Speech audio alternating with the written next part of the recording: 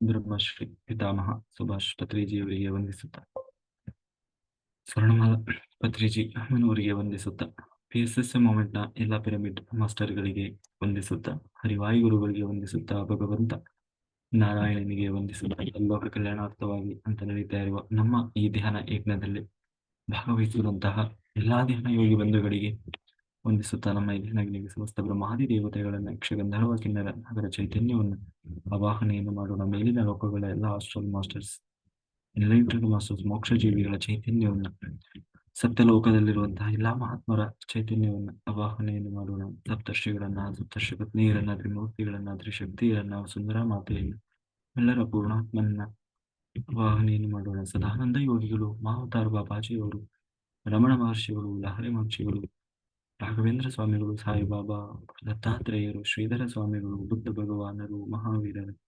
ಚೈತನ್ಯವನ್ನ ಆವಾಹನೆಯನ್ನು ಮಾಡೋಣ.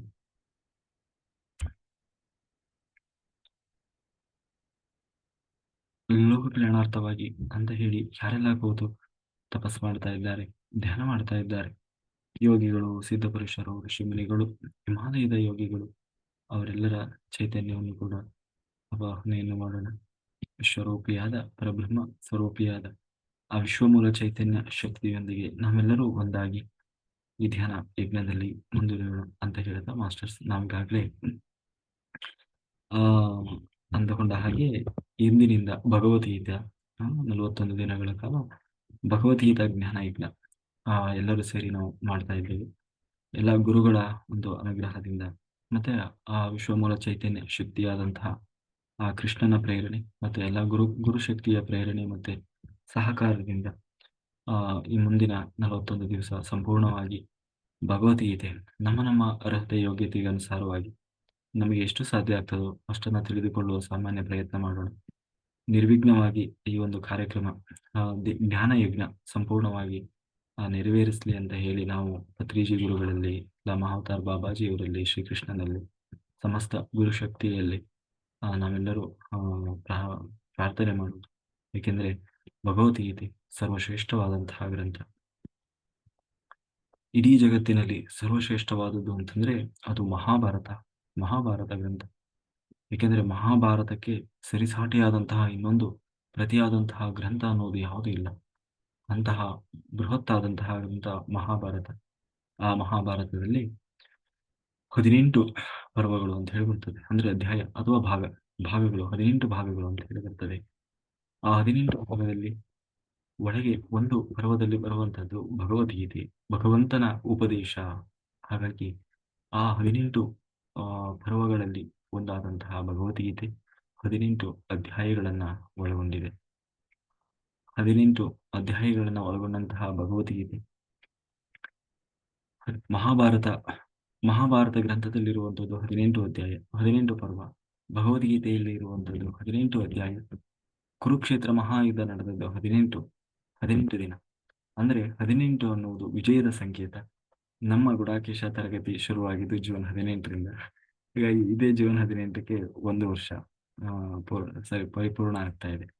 ಯಾಕೆಂದ್ರೆ ನಾನು ಅದನ್ನು ಸ್ಟಾರ್ಟ್ ಮಾಡಿದ್ದು ಕೂಡ ಹಾಗೆ 18ನೇ ತಾರೀಕಿನಿಂದಲೇ ಬೇಕು ಅಂತಲೇ ಸ್ಟಾರ್ಟ್ ಮಾಡಿದೆ. ಯಾಕೆಂದ್ರೆ 18 ಅನ್ನೋದು ಜಯದ ಸಂಕೇತ.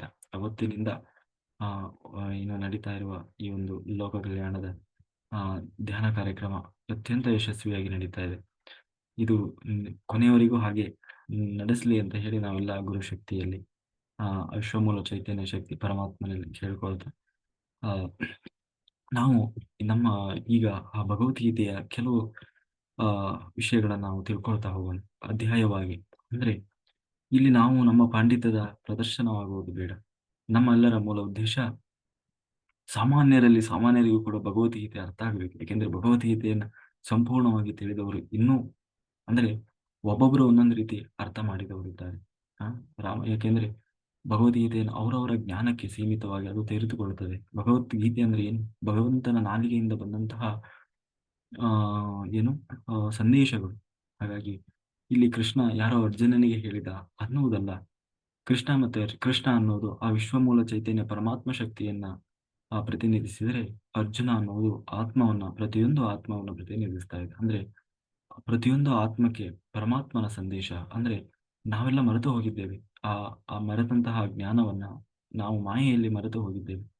ನಮಗೆ ಆ ಸತ್ಯ ದರ್ಶನವನ್ನು ಮಾಡಿಸುವುದೇ ಭಗವದ್ಗೀತೆ. ಎಲ್ಲೋ ನಮಗೆ ತಿಳಿದೇ ಇರುವ ವಿಷಯವನ್ನಲ್ಲ, ನಮ್ಮೊಳಗೆ ಇರುವ, ನಮ್ಮೊಳಗೆ ನಡೆಯುತ್ತಿರುವ, ನಮಗೆ ಅರಿಯದಿರುವ, ನಾವು ಮಾಯೆಯಲ್ಲಿ ಸಿಕ್ಕಿ ಹಾಕಿಕೊಂಡಿರುವುದರಿಂದಾಗಿ ಇವತ್ತು ಅದು ನಮ್ಮಿಂದ ನಮ್ಮೊಳಗೆ ಇದ್ರೂ ಕೂಡ, ನಮ್ಮಲ್ಲಿ ನಮಗೆ ನಡೀತಾ ಇದ್ರೂ ಕೂಡ ಆ ಸತ್ಯವನ್ನ ಅರ್ಥ ಮಾಡಿಕೊಳ್ಳದೆ ಏನೋ ಮಾಡಿ ವ್ಯರ್ಥವಾಗಿ ಜೀವನ ಕಳೀತಾ ಇದ್ದೀವಿ. ಆ ಸತ್ಯ ದರ್ಶನ ಮಾಡಿಸುವುದೇ ಭಗವದ್ಗೀತೆ. ಹಾಗಾಗಿ ಭಗವದ್ಗೀತೆ ಅನ್ನುವುದು ಪ್ರತಿಯೊಬ್ಬರೂ ಕೂಡ ಇವತ್ತಿಗೂ ಕೂಡ ನೀವು ಈ ವಿದೇಶಗಳಲ್ಲಿ ಆ ಅವ್ರು ಹೇಗೆ ಬೈಬಲ್ ಅನ್ನ ಓದುತ್ತಾರೋ, ಕುರಾನ್ ಬೇಡ, ಆ ಬೈಬಲ್ ಅನ್ನ ಯಾರು ಓದುತ್ತಾರೋ, ಕುರಾನ್ ಅನ್ನ ಹೇಗೆ ಓದ್ತಾರೋ ಹಾಗೆ ಭಗವದ್ಗೀತೆಯು ಕೂಡ ಅಷ್ಟೇ ಪ್ರಾತಿನಿಧ್ಯವನ್ನು ಕೊಡುತ್ತಾರೆ. ಅದರಲ್ಲಿರುವುದನ್ನು ತಿಳ್ಕೊಳ್ಳಿಕ್ಕೂ ಕೂಡ ಅವರು ಅಷ್ಟೇ ಉತ್ಸುಕರಾಗಿರ್ತಾರೆ. ಹಾಗಾಗಿ ಭಾರತೀಯರು ಕಂಡ್ರೆ ಅದನ್ನ ಕೇಳ್ತಾರಂತೆ. ಅವ್ರಿಗೆ ಏನಾದ್ರು ಡೌಟ್ಸ್ ಇದ್ರೆ, ಯಾವ್ದಾದ್ರು ಶ್ಲೋಕ ಡೌಟ್ ಇದ್ರೆ ಭಾರತೀಯರು ಕಂಡಾಗ ಕೇಳ್ತಾರಂತೆ. ಆದ್ರೆ ಇವರೇ ಬಾಯ್ ಬಾಯ್ ನೋಡ್ತಾರಂತೆ. ಹಾಗೆ ನಮ್ಮ ಭಾರತೀಯರಿಗೆ ಅದರ ಬಗ್ಗೆ ಅಷ್ಟು ಆಸಕ್ತಿ ಇಲ್ಲ, ಆದ್ರೆ ವಿದೇಶಿಗರಿಗೆ ಅದರ ಮಹತ್ವ ಗೊತ್ತಿದೆ. ಹಾಗಾಗಿ ಪ್ರತಿಯೊಬ್ಬರೂ ಕೂಡ ಭಗವದ್ಗೀತೆಯಲ್ಲಿ ಭಗವಂತನ ಸಂದೇಶ ಏನು ಅನ್ನೋದನ್ನ ತಿಳ್ಕೊಳ್ಳೇಬೇಕು. ಹಾಗಾಗಿ ಆ ಆಮೇಲೆ ಆ ಭಗವದ್ಗೀತೆಯ ಮಹತ್ವವೂ ಅಷ್ಟೇ. ನಾವು ಯಾವಾಗ ಭಗವದ್ಗೀತೆಯನ್ನ ಹೇಳಲಿಕ್ಕೆ ಶುರು ಮಾಡ್ತೀವಿ ಅಥವಾ ಕೇಳಲಿಕ್ಕೆ ಶುರು ಮಾಡ್ತೀವಿ, ಆಗ ಆ ಪರಮಾತ್ಮ ನಮ್ಮೊಳಗೆ ಬಂದು ಕೂತು ಬಿಡ್ತಾನಂತೆ. ಯಾಕೆಂದ್ರೆ ಅಷ್ಟು ಶಕ್ತಿ ಆ ಭಗವದ್ಗೀತೆ.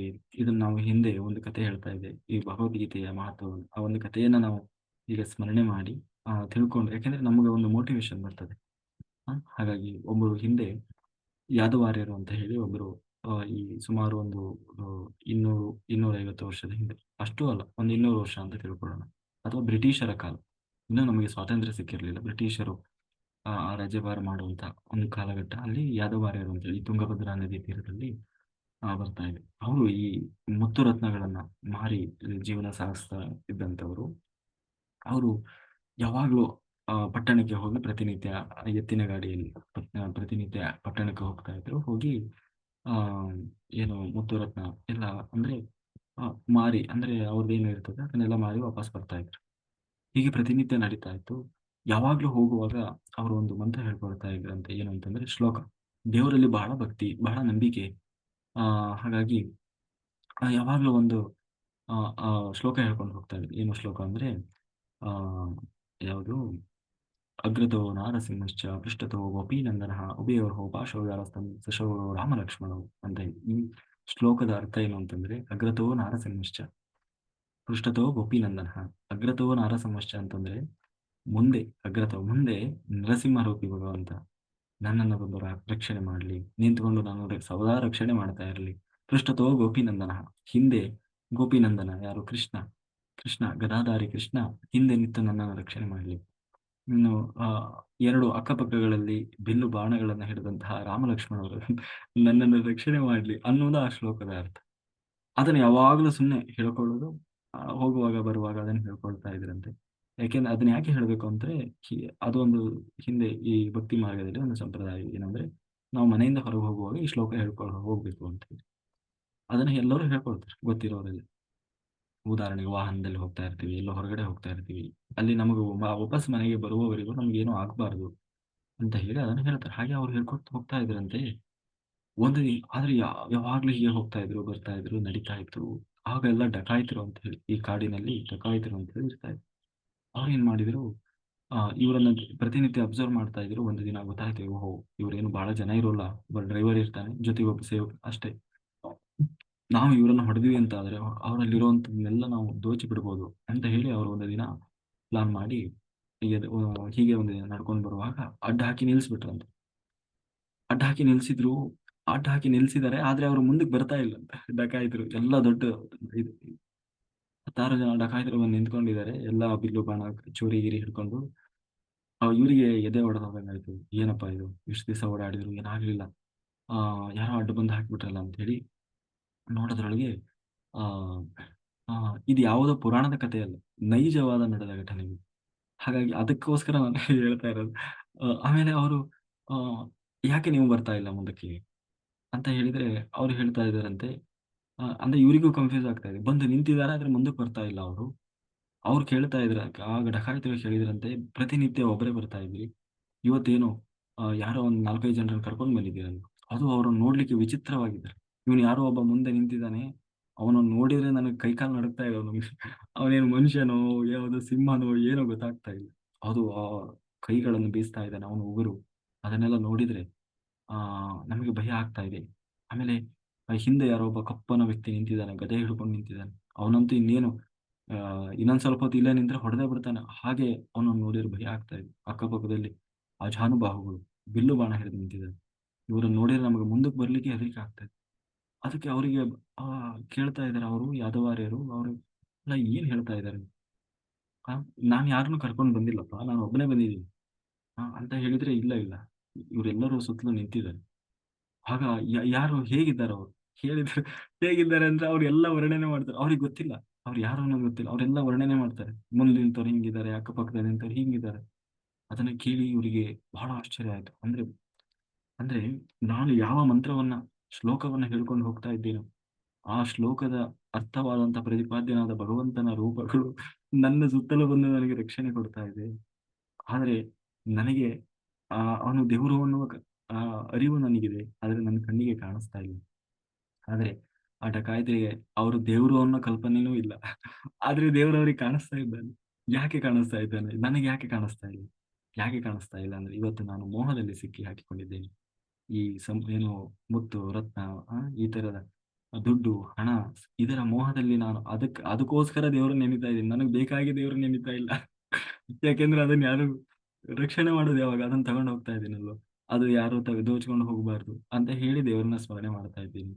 ಹಾಗಾಗಿ ನನಗಾಗಿ ಬೇಡ್ತಾ ಇಲ್ಲ. ಅದಕ್ಕೆ ದೇವರು ನನಗೆ ಕಾಣಿಸ್ತಾ ಇದೆ. ಹಾಗಾಗಿ ನನ್ನನ್ನ ದೇವರಿಂದ ದೂರ ಯಾಕೆಂದ್ರೆ ಸಾಕ್ಷಾತ್ ಭಗವಂತ ಬಂದು ನನಗೆ ರಕ್ಷಣೆ ನೀಡ್ತಾ ಇದ್ದಾನೆ. ಆದ್ರೆ ನನ್ನ ಕಣ್ಣಿಗೆ ಕಾಣ್ತಾ ಇಲ್ಲ ಅಂತಂದ್ರೆ, ನಾನು ಕಣ್ಣು ಓಪನ್ ಮಾಡ್ಲಿಲ್ಲ ಅಂದ್ರೆ ನನ್ನಂತ ಮೂರ್ಖ ಇನ್ಯಾರು ಇರ್ಲಿಕ್ಕಿಲ್ಲ. ಅದಕ್ಕೆ ದೇವರನ್ನ ಮರೆಮಾಚಿದ ಈ ಸಂಪತ್ತು ನನಗೆ ಬೇಡ ಅಂತ ಹೇಳಿ ಎಲ್ಲವನ್ನ ಡಕಾಯಿತರಿಗೆ ಕೊಟ್ಟು ಸೀದಾ ಬಂದು ಅವರು ಆಗ ಎಲ್ಲ ಆ ಜ್ಞಾನವನ್ನು ಸಂಪಾದನೆ ಮಾಡ್ಲಿಕ್ಕೆ ವೇದ ಶಾಸ್ತ್ರ ಎಲ್ಲವನ್ನ ಓದಿ ಅಧ್ಯಯನ ಮಾಡಿ, ನಾನು ಇಂದಿನಿಂದ ಆ ಭಗವಂತನ ಸಂದೇಶವನ್ನು ಜಗತ್ತಿಗೆ ಕೊಡಬೇಕು ಅಂತ ಹೇಳಿ ಒಂದು ಆಶ್ರಮವನ್ನ ಕಟ್ತಾರೆ. ಆಶ್ರಮವನ್ನು ಕಟ್ಟಿ ಅಲ್ಲಿ ಗುರುಕುಲದಲ್ಲಿ ಎಲ್ಲ ಒಂದು ಸುಮಾರು ಒಂದು 40 50 ಹುಡುಗರಿಗೆ ಪಾಠಗಳನ್ನ ಹೇಳ್ಕೊಂಡು, ಅಂದ್ರೆ ಉಚಿತವಾಗಿ ಪಾಠ. ಅದು ಹೇಗೆ ನಡೀತದೆ ಅಂತಂದ್ರೆ ಅವ್ರಿಗೆ ಯಾವುದೇ ಆದಾಯದ ಮೂಲ ಇಲ್ಲ. ಯಾರು ದಾನ ಧರ್ಮ ತಿಳಿದವರು ಬಂದು ಏನ್ ಕೊಡ್ತಾರೆ ಅದರಲ್ಲಿ ನಡೀತಾ ಇತ್ತು. ಹೀಗೆ ನಡ್ಕೊಂಡು ಬರ್ತಾ ಇತ್ತು ಯಾದವಾರ್ಯರು. ಅವರು ಮತ್ತೆ ಅವರ ಹೆಂಡತಿ ಅದನ್ನ ಆ ಒಂದು ಆಶ್ರಮವನ್ನು ನಡೆಸ್ತಾ ಇದ್ರು. ಹೀಗೆ ಅವ್ರಿಗೆ ಬಹಳ ಪರಮಪ್ರಿಯವಾದದ್ದು ಅಂದ್ರೆ ಭಗವದ್ಗೀತೆ. ಭಗವದ್ಗೀತೆ ಅಂದ್ರೆ 700 ಶ್ಲೋಕಗಳು ಬಾಯಲ್ಲಿ ಕಂಠಪಾಠ ಪ್ರತಿನಿತ್ಯ. ಅವರು ಮನೆಯಲ್ಲಿ ಕೂತ್ಕೊಂಡ್ರೆ ಅದೇ ಕೆಲಸ. ಬರೀ ಭಗವದ್ಗೀತೆ ಓದೋದು, ಅಧ್ಯಯನ ಮಾಡೋದು, ಅಧ್ಯಯನ ಮಾಡೋದು. ಅಷ್ಟು ಇಷ್ಟ ಅವರಿಗೆ. ಯಾಕೆ ಭಗವದ್ಗೀತೆ ಇಷ್ಟ ಅಂತಂದ್ರೆ ಆ ಅಷ್ಟು ಅದರಲ್ಲಿ ಅಂದ್ರೆ ಯಾಕೆಂದ್ರೆ ದೇವರ ಮೇಲೆ ಅಂತ ಒಂದು ನಂಬಿಕೆ. ಯಾಕೆಂದ್ರೆ ಯಾವ್ಯಾವ್ದೋ ಶ್ಲೋಕ, ಯಾವ್ಯಾವ್ದೋ ಗ್ರಂಥ ಯಾರ್ಯಾರೋ ಬರೆದಿದ್ದು. ಆದ್ರೆ ಭಗವದ್ಗೀತೆ ಹಾಗಲ್ಲ. ಸಾಕ್ಷಾತ್ ಭಗವಂತನ ನಾಲಿಗೆಯಿಂದ ಬಂದಂತಹ ಪದಗಳು. ಹಾಗಾಗಿ ಬಹಳ ಇಷ್ಟ ಅವರಿಗೆ. ಅದನ್ನು ಓದ್ತಾ ಇದ್ರು. ಒಂದು ದಿನ ಏನಾಯ್ತು ಅಂದ್ರೆ ಆಶ್ರಮದಲ್ಲಿ ಏನೂ ಇಲ್ಲ. ಎಲ್ಲಾ ಖಾಲಿ ಆಗ್ಬಿಟ್ಟಿದೆ. ಅಕ್ಕಿ, ಬೇಳೆ ಏನೂ ಇಲ್ಲ. ಅದೇ ಯಾರಾದ್ರೂ ತಂದು ಏನಾದ್ರು ಕೊಡ್ತಾರಾ ಅಂತ ನೋಡ್ತಾ ಇದ್ದಾರೆ. ಆದ್ರೆ ಎಷ್ಟೊತ್ತಿಗಾದ್ರೂ ಬರ್ತಾ ಇಲ್ಲ. ಯಾರು ಬರ್ಲಿಲ್ಲ. 12 ಗಂಟೆ ಆಯ್ತು, 1 ಗಂಟೆ ಆಯ್ತು. ಇವರು ಸುಮ್ನೆ ಭಗವದ್ಗೀತೆ ಓದ್ತಾನೆ ಇದ್ದಾರೆ. ಅವರಿಗೊಂದು ನಂಬಿಕೆ, ದೇವರು ನಮ್ಮನ್ನ ರಕ್ಷಣೆ ಮಾಡ್ತಾನೆ. ಯಾಕೆಂದ್ರೆ ನಾವು ದೇವರನ್ನೇ ನಂಬಿ ಬದುಕ್ತಾ ಇದ್ದೀವಲ್ಲ. ಹಾಗಾಗಿ ಯಾವುದೋ ಒಂದು ಕಡೆಯಲ್ಲಿ ದೇವರು ಬಂದು ನಮ್ಮನ್ನ ರಕ್ಷಣೆ ಮಾಡೇ ಮಾಡ್ತಾನೆ ಅಂತ ಹೇಳಿ. ಆವಾಗ ಅವ್ರ ಹೆಂಡತಿ ಬಂದು ಹೇಳ್ತಾನೆ ಇದ್ಲು, ಏನ್ರಿ ಎಲ್ಲಾದ್ರೂ ಹೋಗಿ ಅಂಗಡಿಲಾದ್ರೂ ಕೇಳ್ಬೋದಿತ್ತು, ಯಾರನ್ನಾದ್ರೂ ಕೇಳ್ಬೋದಿತ್ತು. ಪಾಪ ಮಕ್ಕಳೆಲ್ಲ ಹಸ್ಕೊಂಡಿದ್ದಾರೆ. 1 ಗಂಟೆ ಆಯ್ತು, ನಾವಿನ್ನೂ ಊಟ ಇರ್ಲಿಲ್ಲ. ಏನಾದ್ರೂ ವ್ಯವಸ್ಥೆ ಮಾಡ್ಬೇಕಲ್ವಾ? ಅವರಿಗೆ ಸಿಟ್ಟು ಬಂದ್ಬಿಡ್ತು. ಸಿಟ್ಟು ಬಂದು ಭಗವದ್ಗೀತೆ ಅಧ್ಯಯನ ಮಾಡ್ತಾ ಇದ್ರು. ಅದರಲ್ಲಿ ಅದೇ ಒಂದು ಶ್ಲೋಕ, ಲಾಸ್ಟ್ ಒಂದು ಶ್ಲೋಕ ಬರ್ತದೆ. ಏನು ಅದನ್ನ ಹೇಳ್ತಾ ಇದ್ರು. ಅನನ್ಯ ಚಿಂತೆಯಂತೋ ಮಾಂ ಯೇ ಜನ ಪರ್ಯುಪಾಸತೆ ತೇಷಾಂ ನಿತ್ಯಾಭಿಯುಕ್ತಾನಾಂ ಯೋಗಕ್ಷೇಮಂ ವಹಾಮ್ಯಹಂ. ಅದನ್ನ ಓದ್ತಾ ಇದ್ರು. ಬಹಳ ಸಿಟ್ಟು ಬಂದ್ಬಿಡ್ತು. ಏನು ಕೃಷ್ಣ ನೀನು ಹೇಳಿದ್ದು? ನೀನೇನು ಹೇಳಿದ್ದೀಯ? ಅನನ್ಯ ಚಿಂತೆಯಂತೋ ಮಾಂ ಯೇ ಜನ ಪರ್ಯುಪಾಸತೆ. ಯಾರು ನನ್ನನ್ನು ನಿರಂತರವಾಗಿ ನನ್ನಲ್ಲಿ ಮನಸ್ಸನ್ನು ಇಟ್ಟವನಾಗಿ ಪರಿಯುಪಾಸತೆ, ಪರಿಪರಿಯಾಗಿ ಉಪಾಸನೆ ಅಂದ್ರೆ ನನ್ನನ್ನೇ ಸ್ಮರಣೆ ಮಾಡ್ತಾ ಇರ್ತಾನೆ. ಅವನ ರಕ್ಷಣೆಯ ಭಾರ ನನ್ನದು. ಯೋಗಕ್ಷೇಮಂ ವಹಾಮ್ಯಹಂ ಅಂತ ಹೇಳಿ ಭಗವಾನ್ ವಾಚ, ಭಗವಂತ ಪ್ರತಿಜ್ಞೆ ಮಾಡಿದ್ದ. ಇದೇನಾ ನಿನ್ ಪ್ರತಿಜ್ಞೆ? ಅಲ್ಲ, ನೀನು ಹೇಳಿದ್ದೀಯ ಅಂದ್ಮೇಲೆ ಅದು ಪ್ರಾಕ್ಟಿಕಲ್ ಆಗಿ ನಡಿಬೇಕಲ್ವಾ? ಬರೀ ಅದು ಪುಸ್ತಕದಲ್ಲಿ ಓದ್ಲಿಕ್ಕೆ ಸೀಮಿತ ಆದ್ರೆ ನಾವ್ ಯಾಕೆ ಇದನ್ನು ಓದಬೇಕು ಅಂತ ಹೇಳಿ ಅವರಿಗೆ ಸಿಟ್ಟು ಬಂದ್ಬಿಡ್ತು. ನೀನು ಸುಳ್ಳು ಹೇಳಿದ್ದೀಯ, ಇದು ಸತ್ಯ ಅಲ್ಲ ಇದು ಅಂತ ಹೇಳಿ ಅವರಿಗೆ ಸಿಟ್ಟು ಬಂತು. ಯಾಕೆಂದ್ರೆ ನಾನು ನನಗಾಗಿ ಕೇಳ್ತಾ ಇಲ್ಲ, ನನ್ನ ಸ್ವಾರ್ಥಕ್ಕಾಗಿ ಕೇಳ್ತಾ ಇಲ್ಲ. ಆ ಮಕ್ಕಳು ಪಾಪ ಅವು ಏನ್ ಮಾಡಿದ್ದು ಅವರಿಗೋಸ್ಕರ ಕೇಳ್ತಾ ಇದ್ದೀನಿ. ಅದಕ್ಕಾಗಿ ನೀನು ಹ್ಮ್, ನಂಬಿಕೆ ಅಂದ್ರೆ ಇದು ಅರ್ಹ. ನನಗೆ ಯಾಕೋ ಇದರಲ್ಲಿ ಸಂಶಯ ಬರ್ತಾ ಇದೆ. ನೀನು ಸುಳ್ಳು ಹೇಳಿದ್ದೀಯ ಅಂತ ಹೇಳಿ ಆ ಕೆಂಪು ಅವಾಗೆಲ್ಲ ಶಾಯಿ ಅಂದ್ರೆ ಇಂಕ್ ಇರ್ತಾ ಇತ್ತಲ್ಲ ಹಾಗೆ ಒಂದು ಕೆಂಪು ಶಾಯಿಯಿಂದ ಆ ಶ್ಲೋಕವನ್ನು ಹೊಡೆದಾಕ್ಬಿಟ್ರು. ಅನನ್ಯ ಚಿಂತೆಯಂತೋ ಮಾಂ ಯೇ ಜನ ಪರ್ಯುಪಾಸತೆ ತೇಷಾಂ ನಿತ್ಯಾಭಿಯುಕ್ತಾನಾಂ ಯೋಗಕ್ಷೇಮಂ ವಹಾಮ್ಯಹಂ. ಆ ಶ್ಲೋಕವನ್ನು ಹೊಡೆದಾಕಿ ಸಿಟ್ಟು ಬಂದು ಆ ಭಗವದ್ಗೀತೆ ಪುಸ್ತಕ ಮುಚ್ಚಿಟ್ಟು ಊರ್ ಹೊರಗೆ ಹೋಗಿ ಹನುಮಪ್ಪನ ದೇವಸ್ಥಾನದಲ್ಲಿ ಕೂತ್ಕೊಂಡ್ಬಿಟ್ರು. ಬೇಜಾರಾಯ್ತು ಅವ್ರಿಗೆ. ಏನ್ ಮಾಡೋದು ಅಂತ ಹೇಳಿ. ಎಷ್ಟೊತ್ತಾಯ್ತು? 2 ಗಂಟೆ ಆಯ್ತು, 3 ಗಂಟೆ ಆಯ್ತು, 4 ಗಂಟೆ, ಎಷ್ಟೋ ತನಕ ಇರ್ಲಿಕ್ಕಾಗ್ತದೆ? ವಾಪಸ್ ಬರ್ಲೇಬೇಕಲ್ಲ. ಅದಕ್ಕೆ ಇನ್ನೇನ್ ಮಾಡೋದು ಅಂತ ಹೇಳಿ ನಿಧಾನ ಪಾಪ ಏನ್ ಹೇಳೋದು ಮಕ್ಕಳಿಗೆ, ಇಷ್ಟೊತ್ತಾದ್ರೂ ಊಟ ಇಲ್ಲ, ವ್ಯವಸ್ಥೆ ಇಲ್ಲ. ಆ, ಅಂತ ಹೇಳಿ ಬರ್ತಾ ಇದಾರೆ. ಬಂದು ನೋಡ್ತಾರೆ, ಎಲ್ಲಾ ಮಕ್ಕಳು ಆಡ್ತಾ ಇದ್ದಾರೆ, ಬಹಳ ಚೆನ್ನಾಗಿ ಆಟ ಆಡ್ತಾ ಇದ್ದಾರೆ. ಆಟ ಆಡ್ತಾ ಆ ಬಂದು ಅವರು ಹೆಂಡತಿ ಬಂದ್ರು, ಕೇಳಿದ್ರು, ಎಲ್ಲಿ ಹೋಗಿದ್ರಿ ನೀವು? ನಾವು ಆಗಲಿಂದ ಕಾದ್ವಿ. ಆದ್ರೆ ಆ ಕಾಯ್ತಾ ಇದ್ವಿ ನೀವು ಬರ್ಲಿ ಅಂತ. ಆದ್ರೆ ಪಾಪ ಬಹಳ ಹೊತ್ತಾಗಿತ್ತು, ಮಕ್ಕಳು ಹಸ್ಕೊಂಡಿದ್ರು, ಅದಕ್ಕೆ ಅವರಿಗೆಲ್ಲ ಊಟ ಹಾಕಿದೆ. ಅಲ್ಲ, ಊಟ ಹೇಗೆ ಬಂತು? ಅಲ್ಲ, ನೀವು ಆಗಲೇ ಕಳಿಸಿದ್ರಲ್ಲ. ಅಲ್ಲದೆ ಒಂದು 6 ತಿಂಗಳಿಗೆ ಆಗುವಷ್ಟು ದವಸ ಧಾನ್ಯವನ್ನ 4 ಬಂಡಿಯಲ್ಲಿ ಕಳಿಸಿದ್ರಲ್ಲ. ಅದಕ್ಕೆ ಆ ಹುಡುಗ ಬಂದು ಆ ಎಲ್ಲ ತಂದ್ಕೊಟ್ಟೋದ. ಅದಕ್ಕೆ ನೀವು ಹುಡುಕಿದೆ, ನೀವು ಬರ್ಲಿಲ್ಲ. ಅದು ಪಾಪ ಮಕ್ಕಳಿಗೆಲ್ಲ ನಾನು ಹಾಕಿದೆ ಊಟ. ಅಲ್ಲ, ನಾನು ಕಳಿಸ್ಲಿಲ್ಲ. ಅಲ್ಲ, ನೀವೇ ಕಳಿಸಿದ್ರಿ. ಮತ್ತೆ ಒಬ್ಬ ಬಂದಿದ್ದ, ಒಬ್ಬ ಕಪ್ಪುಗಿದ್ದ ಹುಡುಗ, ಅವನು ಎಲ್ಲ ಆ, ಏನು ಬಂಡಿ 4 ಬಂಡಿ ಹೊಡ್ಕೊಂಡು 6 ತಿಂಗಳಿಗೆ ಆಗುವಷ್ಟು ಎಲ್ಲ ಬೇಳೆ ದವಸ ಧಾನ್ಯ ಹಾಕೋಗಿದ್ದಾನೆ. ಆದ್ರೆ ನನಗೆ ಒಂದು ನಿಮ್ಮ ಮೇಲೆ ಬಹಳ ಸಿಟ್ಟು ಬಂತು.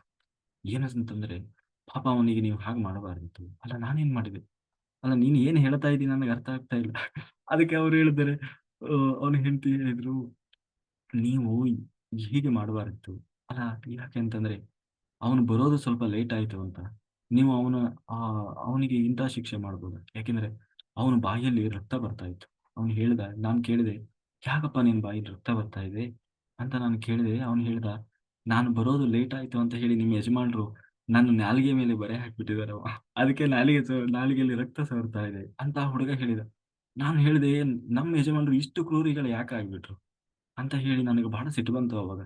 ಪಾಪ ಅವನಿಗೆ ಏನಾದ್ರು ಉಪಚಾರ ಮಾಡ್ತೀನಿರಪ್ಪ ಅಂತಂದ್ರೆ ಅಷ್ಟರೊಳಗನೆ ಅವನು ಹೋಗ್ಬಿಟ್ಟ, ಎಲ್ಲ ಇಳಿಸಿ ಅಂತ ಹೇಳಿ. ನೀವು ಯಾಕೆ ಹಾಗೆಲ್ಲ ಮಾಡಬಾರದಲ್ವಾ ಅಂತ ಹೇಳಿ ಹೇಳಿದ್ರೆ ಅವ್ರಿಗೆ ಒಂದು ಅರ್ಥ ಆಗ್ತಾ ಇಲ್ಲ. ಯಾಕೆಂದ್ರೆ ಅವ್ರು ಗಾಡಿ ಕಳಿಸಿದವರ ಇಷ್ಟ ತನಕ ಹನುಮಪ್ಪನ ಗುಡಿಯಲ್ಲಿ ಕೂತು ಬಂದಿದ್ದಾರೆ ಅವ್ರು. ಅವ್ರಿಗೆ ಬಹಳ ಆಶ್ಚರ್ಯ ಆಯ್ತು. ಕೊನೆಗೆ ಅವರು ಧ್ಯಾನದಲ್ಲಿ ಕೂತು ನೋಡುವಾಗ ಅವರಿಗೆ ಗೊತ್ತಾಯ್ತು, ಬಂದಿದ್ದು ಬೇರೆ ಯಾರು ಅಲ್ಲ, ಸಾಕ್ಷಾತ್ ಕೃಷ್ಣನೇ ಬಂದಿದ್ದ. ಮತ್ತೆ ಯಾಕೆ ರಕ್ತ ಬರ್ತಾ ಇತ್ತು ಅಂತಂದ್ರೆ, ಆ ಶ್ಲೋಕವನ್ನು ಹೊಡೆದಾಕಿದಾರಲ್ವ, ನೀನು ಸುಳ್ಳು ಹೇಳಿದ್ದೀಯಾ ಅಂದ್ರೆ, ಸುಳ್ಳು ಹೇಳೋದು ಅಂದ್ರೆ ಏನು? ನೀನು ನಾಲಿಗೆಯಲ್ಲಿ ಸುಳ್ಳು ಆಡಿದ್ದೀಯಾ ಅಂತ. ಸತ್ಯವಾನ್ ಸತ್ಯ ಸಂಕಲ್ಪ ಅಂತ ಹೇಳಿ ವಿಷ್ಣು ಸಹಸ್ರನಾಮದಲ್ಲಿ ಹೇಳ್ತಾರೆ. ಸತ್ಯವಾನ್ ಸತ್ಯ ಸಂಕಲ್ಪ, ಭಗವಂತ ಸತ್ಯನಾದವನು, ಸತ್ಯ ಸಂಕಲ್ಪ, ಅವನ ಸಂಕಲ್ಪಗಳು ಸತ್ಯವಾಗಿರ್ತದೆ, ಯಾವತ್ತೂ ಸುಳ್ಳಾಗಲಿಕ್ಕೆ ಸಾಧ್ಯ ಇಲ್ಲ ಅಂತ ಹೇಳಿ. ಹಾಗೆ ಅಂತಹ ಸತ್ಯಮೂರ್ತಿಯಾದಂತಹ ಭಗವಂತನ ನಾಲಿಗೆಯಲ್ಲಿ ಬಂದ ಶ್ಲೋಕವೇ ಸುಳ್ಳು ಅಂತ ಹೊಡೆದಾಕಿದರೆ ಅದು ನಾಲಿಗೆ ಮೇಲೆ ಬರೆ ಹಾಕಿದಾಗ. ಭಗವದ್ಗೀತೆಯ ಒಂದೊಂದು ಶ್ಲೋಕಗಳು ಕೂಡ ಅದು ಭಗವಂತನ ನಾಲಿಗೆ, ಒಂದು ವೇಳೆ ಅದನ್ನು ನಾವು ಹೊಡೆದಾಕಿದ್ರೆ, ಅಳಿಸಿ ಹಾಕಿದರೆ, ಅದು ನಾಲಿಗೆ ಮೇಲೆ ಬರೆ ಹಾಕಿದ ಆಗ ಕೂಡಲೇ ಅವರಿಗೆ ಅದು ಅರಿವಾಯ್ತು. ಯಾಕೆಂದ್ರೆ ಅವರು ಶ್ಲೋಕ ಹೊಡೆದಾಕಿದ್ರಲ್ಲ, ಕೂಡಲೇ ಅದನ್ನು ಅಳಿಸಿದ್ರು, ಕ್ಷಮೆ ಕೇಳಿದ್ರು. ತಪ್ಪಾಯ್ತು ಭಗವಂತ, ಯಾಕೆಂದ್ರೆ ನೀನು ರಕ್ಷಣೆ ಮಾಡಿದಕ್ಕೆ ಇಷ್ಟು ದಿವಸ ನಡೆದಿದ್ದು. ಆದ್ರೆ ನೀನು ಬರುವುದು ಸ್ವಲ್ಪ ಸಮಯ ಲೇಟ್ ಆಯ್ತು. ಆದ್ರೆ ನಾನು ಅಷ್ಟನ್ನು ತಾಳ್ಮೆಯಿಂದ ತಡೀಲಿಲ್ಲ. ನಂದು ಕ್ಷಮೆ ಆಗ್ಲಿ ಅಂತ ಹೇಳಿ ಅವರು ಯಾದವಾರ್ಯರು ಕ್ಷಮಾಪಣೆ ಕೇಳಿದ್ರು. ಹಾಗೆ ಕೇಳಿ ಅದನ್ನ ಮತ್ತೆ ಅವರು ಹಾಗೆ ಮುಂದುವರಿಸ್ತಾರೆ. ಹಾಗೆ ಭಗವದ್ಗೀತೆಯಲ್ಲಿ ಇರುವಂತಹ ಶ್ಲೋಕ ಅಂದ್ರೆ, ಇದು ನಾವು ಯಾವುದೋ ಪುರಾಣ ಪುಣ್ಯ ಕಥೆಗಳ ವಿಚಾರ ಬೇರೆ. ಆದ್ರೆ ನೈಜವಾಗಿ ನಡೆದಂತಹ ಆ ಭಗವದ್ಗೀತೆಯ ಶ್ಲೋಕದಲ್ಲಿರುವಂತಹ ಶಕ್ತಿ, ಹಾಗೆ ಪ್ರತಿಯೊಂದು ಕೂಡ ಅಷ್ಟು ಮಹತ್ವವುಳ್ಳದ್ದು. ಒಂದು ಭಗವದ್ಗೀತೆ ಅಲ್ಲಿ ಕೊಡುವ ಕೃಷ್ಣನ ಪ್ರತಿಯೊಂದು ಸಂದೇಶ ಯಾವುದಕ್ಕೂ ಸಂಬಂಧಪಟ್ಟದ್ದಲ್ಲ. ನಮ್ಮೊಳಗೆ ನಡೀತಾ ಇರುವ ಈ ಆತ್ಮ ಪರಮಾತ್ಮ ಮತ್ತೆ ಮನಸ್ಸು, ಬುದ್ಧಿ, ನಮ್ಮ ಅಹಂಕಾರ, ನಮ್ಮ ಚಿತ್ತ, ಇದರಲ್ಲೆಲ್ಲ ಒಳಗೆ ಏನು ನಡೀತಾ ಇದೆ, ನಾವು ಎಲ್ಲಿಂದ ಬಂದ್ವಿ, ಯಾಕೆ ಬಂದಿದ್ದೀವಿ, ಏನ್ ಮಾಡಬೇಕಾಗಿದೆ, ಇಷ್ಟೆಲ್ಲ ನಾವು ಮಾಡ್ತಾ ಇದ್ದೀವಿ, ಇನ್ನು ಎಲ್ಲಿ ಹೋಗಬೇಕಾಗಿದೆ, ಇದೆಲ್ಲದರ ಸತ್ಯ ದರ್ಶನವನ್ನ ಮಾಡಿಸುವುದೇ ಭಗವದ್ಗೀತೆ. ಅದನ್ನ ನಾವಿಲ್ಲಿ ಪ್ರತಿಯೊಂದು ಹಂತದಲ್ಲೂ ಕೃಷ್ಣ ಈ ಅರ್ಜುನನಿಗೆ ಹೇಳ್ತಾ ಇದ್ದಾನೆ ಅಂತ ಅರ್ಥ. ಅಂದ್ರೆ ಅದು ಯಾರೋ ಅರ್ಜುನನಿಗೆ ಹೇಳ್ತಾ ಇದ್ದಾನೆ, ನಮ್ಗೆ ಸಂಬಂಧಪಟ್ಟಿದ್ದಲ್ಲ ಅಂತ ನಾವು ತಿಳ್ಕೊಳ್ಬಾರ್ದು. ಇಲ್ಲಿ ಅರ್ಜುನನಿಗೆ ಹೇಳ್ತಾ ಇದ್ದಾನೆ ಅಂದ್ರೆ ಪ್ರತಿಯೊಂದು ಆತ್ಮಕ್ಕೆ ಭಗವಂತನ ಸಂದೇಶ ಅನ್ನುವುದನ್ನು ನಾವು ಪ್ರತಿಯೊಂದು ಕ್ಷಣವೂ ಕೂಡ ತಿಳ್ಕೊಂಡು ಹೋಗ್ಬೇಕಾಗ್ತದೆ. ಹಾಗಾಗಿ ಮಹಾಭಾರತ ಆ, ಇದ್ ಏನು ಎಲ್ಲಾ ಕಡೆ ಆ, ಪಾಂಡವರು 14 ವರ್ಷ 12 ವರ್ಷ ವನವಾಸವನ್ನು ಮುಗಿಸಿ 1 ವರ್ಷ ಅಜ್ಞಾತವಾಸವನ್ನು ಮುಗಿಸಿ ವಾಪಸ್ ಬಂದಿದ್ದಾರೆ. ವಾಪಸ್ ಬಂದು ಇನ್ನೇನು ಆ, ಆ, ಅಂದ್ರೆ ಅವ್ರದೆಲ್ಲ ಆ, ಏನು ಆಸ್ತಿಯನ್ನ ಸಂಪತ್ತನ್ನ ಎಲ್ಲ ಕೌರವರು ದೋಚಿಕೊಂಡಿದ್ರು. ಅದಕ್ಕೆ ಅದಕ್ಕೆ ಪ್ರತಿಯಾಗಿ ಏನ್ ಮಾಡ್ಬೇಕು ಅಂದ್ರೆ ಅವರೆಲ್ಲ ಆ ವನವಾಸ ಹೋಗಿ ಬರಬೇಕಿತ್ತು. ಆ ಒಂದು ವನವಾಸವನ್ನು ತಾವು ಮುಗಿಸಿಕೊಂಡು ಬಂದರು. ಆ ಮುಗಿಸಿಕೊಂಡು ಬಂದ ಮೇಲೆ ವಾಪಸ್ ಕೊಡ್ಬೇಕಲ್ವಾ? ವಾಪಸ್ ಕೊಡುವ ಅದಕ್ಕೆ ವಾಪಸ್ ಕೇಳಿದ್ರೆ ಅವರು ಕೊಡ್ಲಿಲ್ಲ. ವಾಪಸ್ ಕೊಡ್ಲಿಲ್ಲ. ಬೇಕಾದ್ರೆ ಯುದ್ಧ ಮಾಡಿ ತಗೊಳ್ಳಿ, ನಾವು ವಾಪಸ್ ಕೊಡೋದಿಲ್ಲ ಅಂತ ಹೇಳಿ ಹೇಳಿದ್ರು. ಅದಕ್ಕೆ ಸಂಧಾನ ಮಾಡ್ಲಿಕ್ಕಾಗಿ ಅಂತ ಹೇಳಿ ಮೊದಲು ದ್ರುಪದ ರಾಜ ಅವನು ಕಳಿಸ್ತಾನೆ. ಇವನು ಆಮೇಲೆ ಎಲ್ಲಾ ರೀತಿಯ ಪ್ರಯತ್ನ ಆಯಿತು. ಆಮೇಲೆ ಆ, ಕೊನೆಗೆ ಧೃತರಾಷ್ಟ್ರನು ಕೂಡ ಹೇಳಿ ಕಳಿಸ್ತಾನೆ, ಬೇಡ, ಯಾಕೆಂದ್ರೆ ಪಾಂಡವರಿಗೆ ಸುಮ್ಮನೆ ಇದ್ಬೇಡ ಕೇಳು, ಯಾಕೆಂದ್ರೆ ಇವನು ಯಾಕೋ ಕೊಡೋ ತರ ಕಾಣಿಸ್ತಾ ಇಲ್ಲ ದುರ್ಯೋಧನ ಆ ಅಂತ. ಒಂದ್ ವೇಳೆ ನೀವು ಆ ಕಡೆಯಿಂದ ಅಗ್ರೆಸಿವ್ ಆದ್ರೆ ಈ ಕಡೆಯಿಂದ ಇವರು ಸಿಟ್ಟಿ ಕೋಪ ಮಾಡ್ಕೊಂಡ್ರೆ ದೊಡ್ಡ ಅನಾಹುತ ಆಗ್ತದೆ, ಯುದ್ಧ ಆಗ್ತದೆ, ರಕ್ತಪಾತ ಆಗ್ತದೆ. ಸುಮ್ಮನೆ ಯಾಕೆ ಬೇಕು, ನಿಮ್ ಪಾಡಿಗೆ ನೀವಿರಿ, ನಮ್ಮ ಪಾಡಿಗೆ ನಾವಿರೋಣ ಅಂತ ಹೇಳಿ ಅಂದ್ರೆ ಎಲ್ಲ ನಾಜುಕ್ ಉತ್ತರ ಕೊಟ್ಟುಬಿಟ್ಟ. ಯಾರು ಆ ಇವನು ಯಾರು ಧೃತರಾಷ್ಟ್ರ ಕೊನೆಗೆ ಆ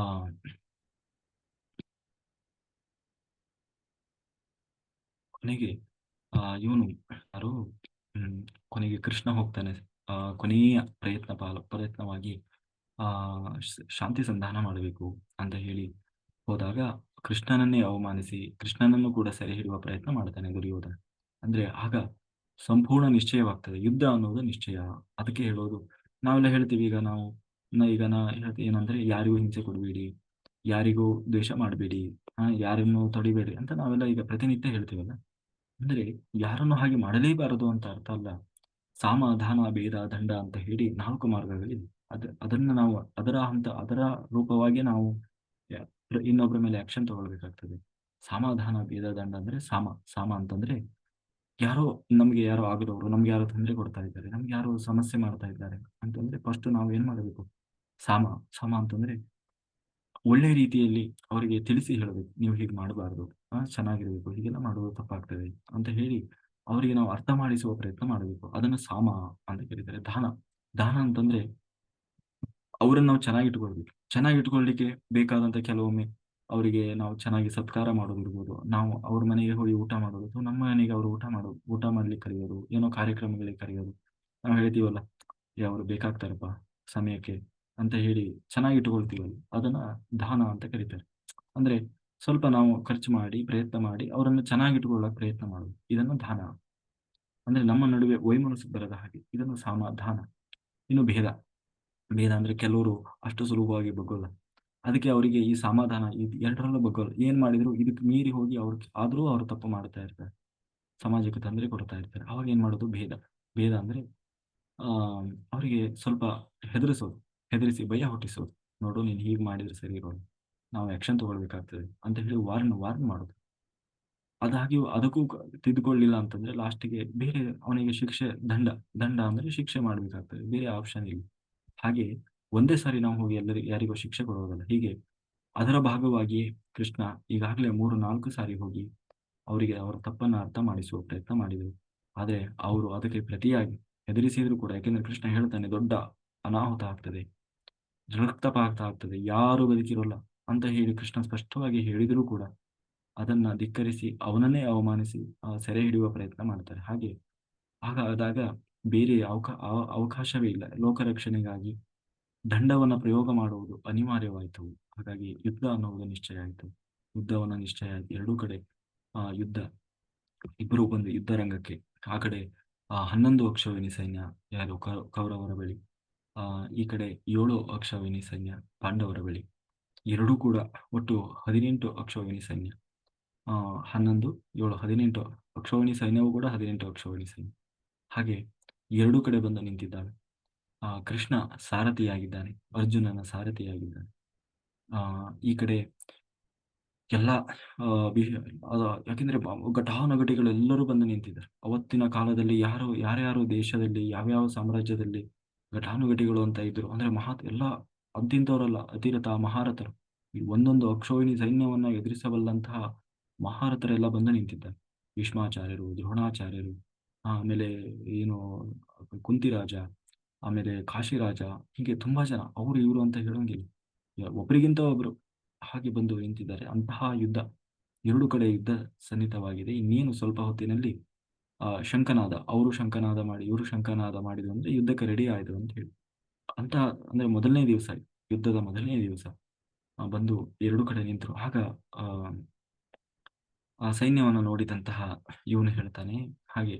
ಆಮೇಲೆ ಮೊದಲು ಈ ಭಗವದ್ಗೀತೆ ಶುರುವಾಗುವುದೇ ಏನು ಒಂದು ಶ್ಲೋಕದಿಂದ, ಅಂದ್ರೆ ಅದರಲ್ಲೂ ಯಾರಿಂದ ಅಂದ್ರೆ ಧೃತರಾಷ್ಟ್ರ ಉವಾಚ ಅಂತ ಹೇಳಿ ಅಂತ ಬರ್ತದೆ. ಅಂದ್ರೆ ಧೃತರಾಷ್ಟ್ರ, ಕಣ್ಣು ಕಾಣದ ಧೃತರಾಷ್ಟ್ರ, ಕಣ್ಣು ಕಾಣದ ಧೃತರಾಷ್ಟ್ರ ಯಾರನ್ನು ಸೂಚಿಸ್ತಾ ಇದ್ದಾನೆ ಅಂತಂದ್ರೆ ಅಜ್ಞಾನದಲ್ಲಿರುವ ಆತ್ಮಗಳು.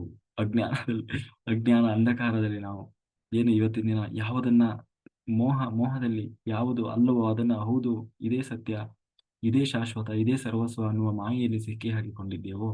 ಅಂದ್ರೆ ಕಣ್ಣಿದ್ದರೂ ಕೂಡ ಅವನು ಕಣ್ಣಿಲ್ಲದೆ ಕುರುಡ, ನಾವು ಕಣ್ಣಿದ್ದರೂ ಕೂಡ ಕುರುಡರಾಗಿ, ಅಂತಹ ನಮಗೆ ನಮಗೆ ಕೊಡುವ ಸಂದೇಶ. ಹಾಗಾಗಿ ಮೊದಲ ಶ್ಲೋಕವೇ ಧರ್ಮಕ್ಷೇತ್ರೇ ಕುರುಕ್ಷೇತ್ರೇ ಸಮಾವೇದಾಯೋತ್ಸವ ಮಾಮಕಾಹ ಪಾಂಡವೈಶ್ಚೈವ ಕಿಮು ಕುರುವತ ಸಂಜಯ. ಅಂದ್ರೆ ಧರ್ಮಕ್ಷೇತ್ರೆ, ಧರ್ಮಕ್ಷೇತ್ರೆ, ಧರ್ಮಕ್ಷೇತ್ರ ಅಂತಂದ್ರೆ ಯಾವುದು? ಇದನ್ನು ನಾವು ಪ್ರತಿಯೊಂದು ಕೂಡ ಇದು ಸಿಂಬಲಿಕ್ ಆಗಿದೆ. ನಾವು ಎಲ್ಲೋ ಒಂದು ನಡೆದ ಘಟನೆಯನ್ನ ಹೇಳ್ತಾ ಇದ್ದಾರೆ, ಅದು ನಮಗೆ ಸಂಬಂಧ ಇಲ್ಲ ಅಂತಲ್ಲ.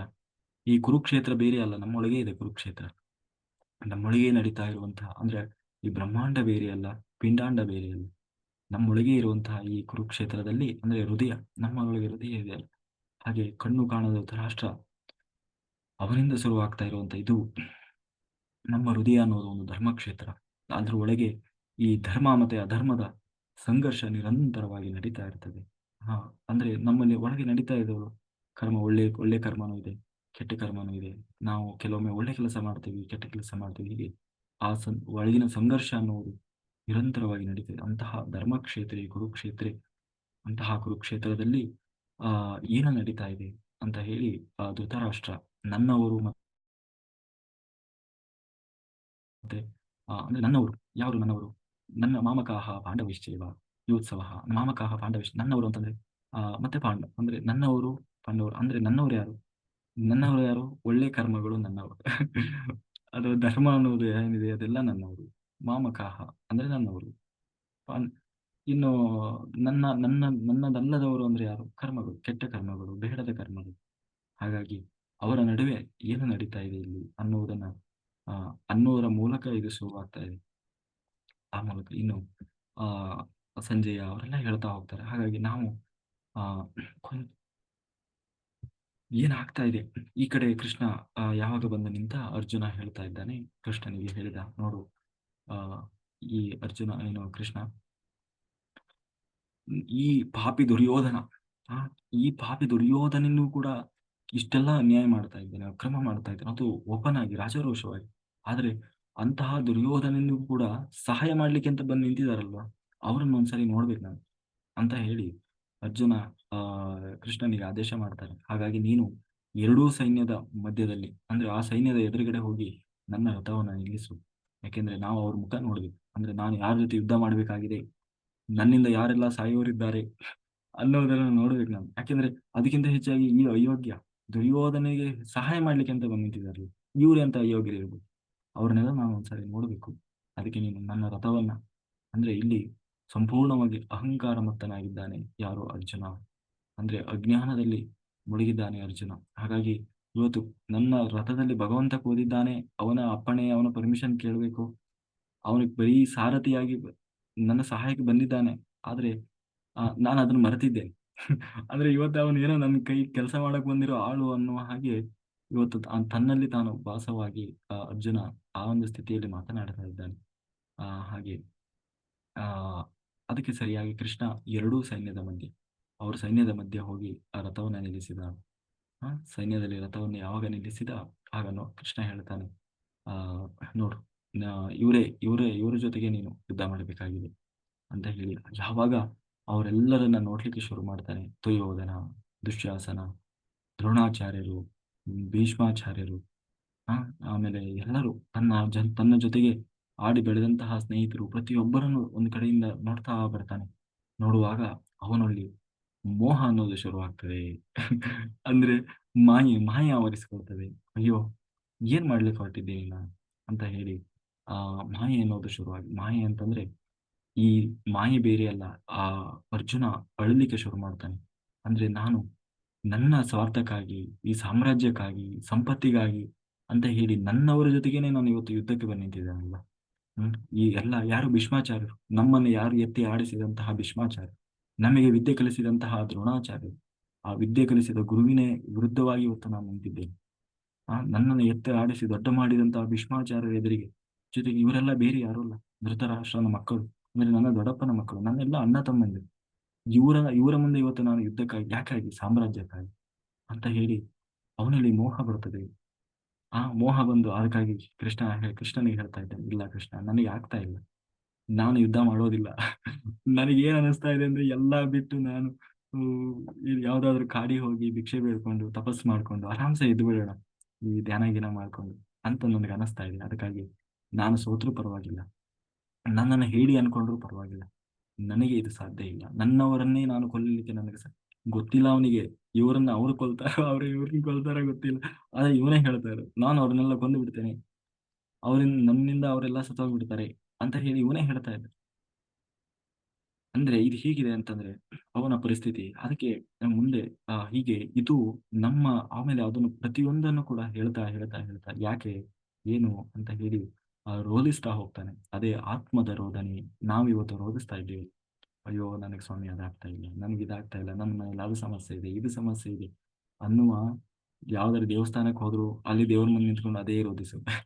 ಆ ನೀವು ಯಾವ್ದಾರೇ ಮಠಕ್ಕೆ ಹೋದ್ರು ಅಲ್ಲಿ ನಿಂತ್ಕೊಂಡು ಅದನ್ನೇ ರೋಧಿಸೋದು. ಅಂದ್ರೆ ರೋದನೆಯೇ ಇವತ್ತು ಜೀವನ ಆಗಿದೆ. ಹಾಗೆ ಅದನ್ನ ಅದನ್ನ ಪ್ರತಿನಿಧಿಯಾಗಿ ಅರ್ಜುನ ಆ ಮಾಯೆಯಲ್ಲಿ ಸಿಕ್ಕಿಕೊಂಡು, ಆ ಇಲ್ಲಿ ಅರ್ಜುನನಿಗೆ ಆದ ಮಾಯೆ ಅಲ್ಲ, ಪ್ರತಿಯೊಂದು ಆತ್ಮ ಮಾಯೆಯಲ್ಲಿ ಸಿಕ್ಕಿಕೊಂಡು, ಆ ಮೋಹದಲ್ಲಿ ಸಿಕ್ಕಾಕೊಂಡು ಹೇಗೆ ತಾನು ರೋಧಿಸ್ತಾ ಇರ್ತದೆ ಜೀವನದಲ್ಲಿ ಅನ್ನುವುದನ್ನ ಅರ್ಜುನ ಇಲ್ಲಿ ಪ್ರತಿನಿಧಿಸ್ತಾ ಇದ್ದಾನೆ. ಹಾಗೆ ಆ ರೋದನೆಯಿಂದ, ಮಾಯೆಯಿಂದ ನಾವು ಹೊರಗೆ ಬರಬೇಕು ಅಂತಂದ್ರೆ ನಮಗೆ ಜ್ಞಾನ ಬೇಕು. ಆ ಮಾಯೆಯೊಳಗೆ ಸಿಕ್ಕಾಕೊಂಡಂತಹ ಆತ್ಮಗಳು ನಾವು ಅವರಿಗೆ ಭಗವಂತನ ಸಂದೇಶ ಏನು ಆಗ ಕೊಟ್ಟಾಗ ಆ ಆತ್ಮ ಏನಾಗ್ತದೆ, ಸಾಧನೆಯ ಕಡೆಗೆ ಮುಖ ಮಾಡ್ತದೆ, ಸತ್ಯ ದರ್ಶನ ಆಗ್ತದೆ. ಅದೇ ಭಗವಂತನ ಸಂದೇಶ, ಭಗವದ್ಗೀತೆ. ನಾಳೆಯಿಂದ ಆ ಅದಕ್ಕೆ ಏನು ಕೃಷ್ಣ ಉತ್ತರ ಕೊಡ್ತಾನೆ ಅನ್ನೋದನ್ನ ನಾವು ನಾಳೆ ದಿವಸ ನೋಡೋಣ ಅಂತ ಹೇಳೋ. ಈಗ ಉದಾಹರಣೆಗೆ ಈಗ ಅರ್ಜುನನ ಸ್ಥಿತಿ ಏನಾಗಿದೆ ಅಂದ್ರೆ, ಆ ಈ ಉದಾಹರಣೆಗೆ ಒಬ್ಬ ಈಗ ಜಡ್ಜ್ ಇರ್ತಾರಂತ ತಿಳ್ಕೊಳ್ಳಿ, ಒಂದು ಕೋರ್ಟಲ್ಲಿ ಜಡ್ಜ್ ಇರ್ತಾರೆ, ಅವ್ರಿಗೆ ಯಾರೋ ಸಂಬಂಧಪಟ್ಟವರೇ ಅಪಾದಿತರಾಗಿದ್ದಾರೆ.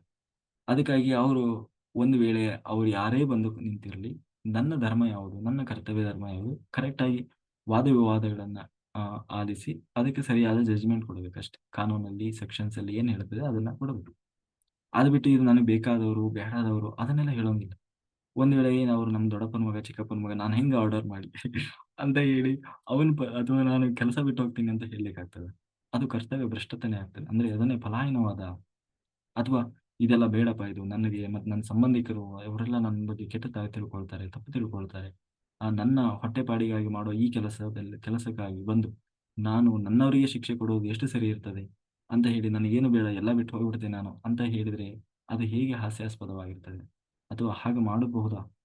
ಅದನ್ನೇ ಇವತ್ತು ಅರ್ಜುನ ಮಾಡ್ತಾ ಇದ್ದಾನೆ. ಅಂದ್ರೆ ನಮ್ಮ ಕರ್ತವ್ಯ ಧರ್ಮ ಅಂತ ಬಂದಾಗ ಅಲ್ಲಿ ನಾವು ಯಾವುದನ್ನೂ ವಿಚಾರಿಸಬಾರದು. ನನ್ನವರು, ನನಗೆ ಬೇಕಾದವರು, ಬೇಡಾದವರು, ಸಂಬಂಧಿಗಳು, ಅದು ಯಾವುದೂ ಮುಖ್ಯ ಅಲ್ಲ. ನನ್ನ ಪಾಲಿನ ಕರ್ತವ್ಯ ಏನಿದೆ ಅದನ್ನ ನಾನು ನಿಭಾಯಿಸಬೇಕು, ಅದನ್ನು ನಾನು ಮಾಡಬೇಕು. ಅದನ್ನು ಮಾಡಬೇಕಾಗಿತ್ತು ಅರ್ಜುನ, ಆದ್ರೆ ಇವತ್ತು ಅವನು ಮಾಯೆಯಲ್ಲಿ ಸಿಕ್ಕಾಕೊಂಡಿದ್ದಾನೆ. ಅದಕ್ಕೆ ಕೃಷ್ಣ ತಾನು ಎಲ್ಲ ಉತ್ತರ ಕೊಡ್ತಾ ಹೋಗ್ತಾನೆ. ಇದು ಮೊದಲನೇ ಅಧ್ಯಾಯ. ನಾನು ಬಹಳಷ್ಟು ಆ ಸರಳವಾಗಿ ಸಾಮಾನ್ಯರಿಗೂ ಕೂಡ ಅರ್ಥ ಆಗುವ ಹಾಗೆ, ಯಾಕೆಂದ್ರೆ ಈಗಾಗಲೇ ಒಂದು ಸಾರಿ ನಾವು ಭಗವದ್ಗೀತೆಯನ್ನ ಶ್ಲೋಕ ಬೈ ಶ್ಲೋಕ ಹೇಳಿ ಆಗಿದೆ. ಅದೆಲ್ಲ ನಮ್ಮ ಯೂಟ್ಯೂಬ್ ಚಾನಲ್ ಅಲ್ಲಿ ಇದೆ. ಪ್ಲೇ ಲಿಸ್ಟ್ ಅಲ್ಲಿ ಭಗವದ್ಗೀತೆ ಅಂತ ಹೇಳಿ ಸಂಪೂರ್ಣ ಭಗವದ್ಗೀತೆ, ನೀವು ಬೇಕಾದ್ರೆ ಅಲ್ಲಿ ಹೋಗಿ ಪುನಃ ಆ ನೋಡ್ಬೋದು. ಅದರಲ್ಲೆಲ್ಲ ನಾವು ಅಧ್ಯಾಯ ಎಷ್ಟು ಭಾಗ ಅದನ್ನೆಲ್ಲ ನಾವು ಕರೆಕ್ಟ್ ಆಗಿ ಹಾಕಿದ್ದೀವಿ, ಬೇಕಾದ್ರೆ ನೀವು ಕೇಳ್ಬೋದು. ಆ ಆ, ಆಮೇಲೆ ನಾವು ಧ್ಯಾನಿಗಳು, ಯಾಕಂದ್ರೆ ಭಗವದ್ಗೀತೆಯಲ್ಲಿ ನಿಮಗೆ ಬೇಕಾದಷ್ಟು ಕಡೆ ಸಿಗ್ಬೋದು ಭಗವದ್ಗೀತೆ, ಯೂಟ್ಯೂಬ್ ಅಲ್ಲಿ ಪ್ರವಚನಗಳಲ್ಲಿ. ಆ ಆದ್ರೆ ನಮಗೆ ನಿಜವಾಗಲೂ ಅದರಲ್ಲಿ ಸಂದೇಶ ಏನು, ಮತ್ತೆ ಒಬ್ಬ ಸಾಧಕನ ಬದುಕಿಗೆ ಅದನ್ನು ನಾವು ಹೇಗೆ ಅಳವಡಿಸಿಕೊಳ್ಳಬೇಕು, ಒಬ್ಬ ಧ್ಯಾನಿಗಳು ಅದನ್ನ ನಾವು ಹೇಗೆ ಅಳವಡಿಸಿಕೊಳ್ಳಬೇಕು ಅನ್ನುವುದನ್ನ ನಾವು ಅದರಲ್ಲಿ ಒತ್ತು ಕೊಟ್ಟು ಹೇಳುವ, ನಮ್ಮ ಯೋಗ್ಯತೆಗೆ ಅನುಸಾರವಾಗಿ ಹೇಳುವ ಪ್ರಯತ್ನ ಮಾಡಿದ್ದೇವೆ. ನಿಮಗೆ ಇನ್ನೂ ಹೆಚ್ಚಿನ ಮಾಹಿತಿ ಬೇಕು ಅಂದರೆ ನೀವು ಬೇಕಾದ್ರೆ ಒಂದ್ಸಾರಿ ನೀವು ಅದರಲ್ಲಿದೆ ನಮ್ಮ ಯೂಟ್ಯೂಬಲ್ಲಿ ನೀವು ಚೆಕ್ ಮಾಡ್ಬೋದು. ಆಯ್ತಾ? ನಾಳೆ ದಿವಸ ಕೃಷ್ಣನ ಸಂದೇಶ, ಇದಕ್ಕೆ ಹೇಗೆ ಕೃಷ್ಣ ಉತ್ತರ ಕೊಡ್ತಾನೆ. ನಿಜವಾಗ್ಲೂ ಭಗವದ್ಗೀತೆ ಶುರುವಾಗದೇ 2ನೇ ಅಧ್ಯಾಯದಿಂದ ಕೃಷ್ಣನ ಸಂದೇಶ. ಅಲ್ಲಿವರೆಗೂ ಈ ಆತ್ಮದ ತೊಳಲಾಟ, ಹೇಗೆ ಒಂದು ಆತ್ಮ ರೋಧಿಸ್ತಾ ಇರ್ತದೆ ಅಜ್ಞಾನದಲ್ಲಿ, ಮಾಯೆಯಲ್ಲಿ, ಮೋಹದಲ್ಲಿ ಸಿಕ್ಕಾಕೊಂಡು, ನಿಜವಾಗ್ಲೂ ತಾನು ಯಾವ ಉದ್ದೇಶದಿಂದ ಈ ಭೂಮಿಗೆ ಬಂದು ಅದನ್ನು ಮಾಡದೆ ಸಿಕ್ಕಾಕೊಂಡು ಹೇಗೆ ಒದ್ದಾಡ್ತಾ ಇರ್ತದೆ ಅನ್ನುವುದನ್ನ 1ನೇ ಅಧ್ಯಾಯ ಅರ್ಜುನನ ಪ್ರತಿನಿಧಿಯನ್ನಾಗಿಟ್ಕೊಂಡು ನಮಗೆ ಹೇಳುವ ಪ್ರಯತ್ನ ಮಾಡಿದ್ದಾರೆ. ಅದನ್ನು ನಾವು ನಾಳೆ ದಿವಸ ನೋಡೋಣ ಅಂತ ಹೇಳ್ತಾ, ಕಾಯೇನ ವಾಚ ಮನಸೇಂದ್ರಿಯೇವ ಬುದ್ಧಾತ್ಮನಾವ ಪ್ರಕೃತಿ ಸ್ವಭಾವದ ಕರೋಮಿ ಯದ್ಯತ್ ಸಕಲಂ ಪರಸ್ಮೈ ನಾರಾಯಣಾಯೇತಿ ಸಮರ್ಪಯಾಮಿ. ಸರ್ವ ಶ್ರೀಕೃಷ್ಣಾರ್ಪಣಮಸ್ತು. Thank you, thank you, thank you. Okay, very good masters. ಯಾರಿಗಾದರೂ ಏನಾದರೂ ಡೌಟ್ಸ್ ಇದ್ದರೆ ಹ್ಯಾಂಡ್ ರೈಸ್ ಮಾಡಿ ಮಾತಾಡಿ.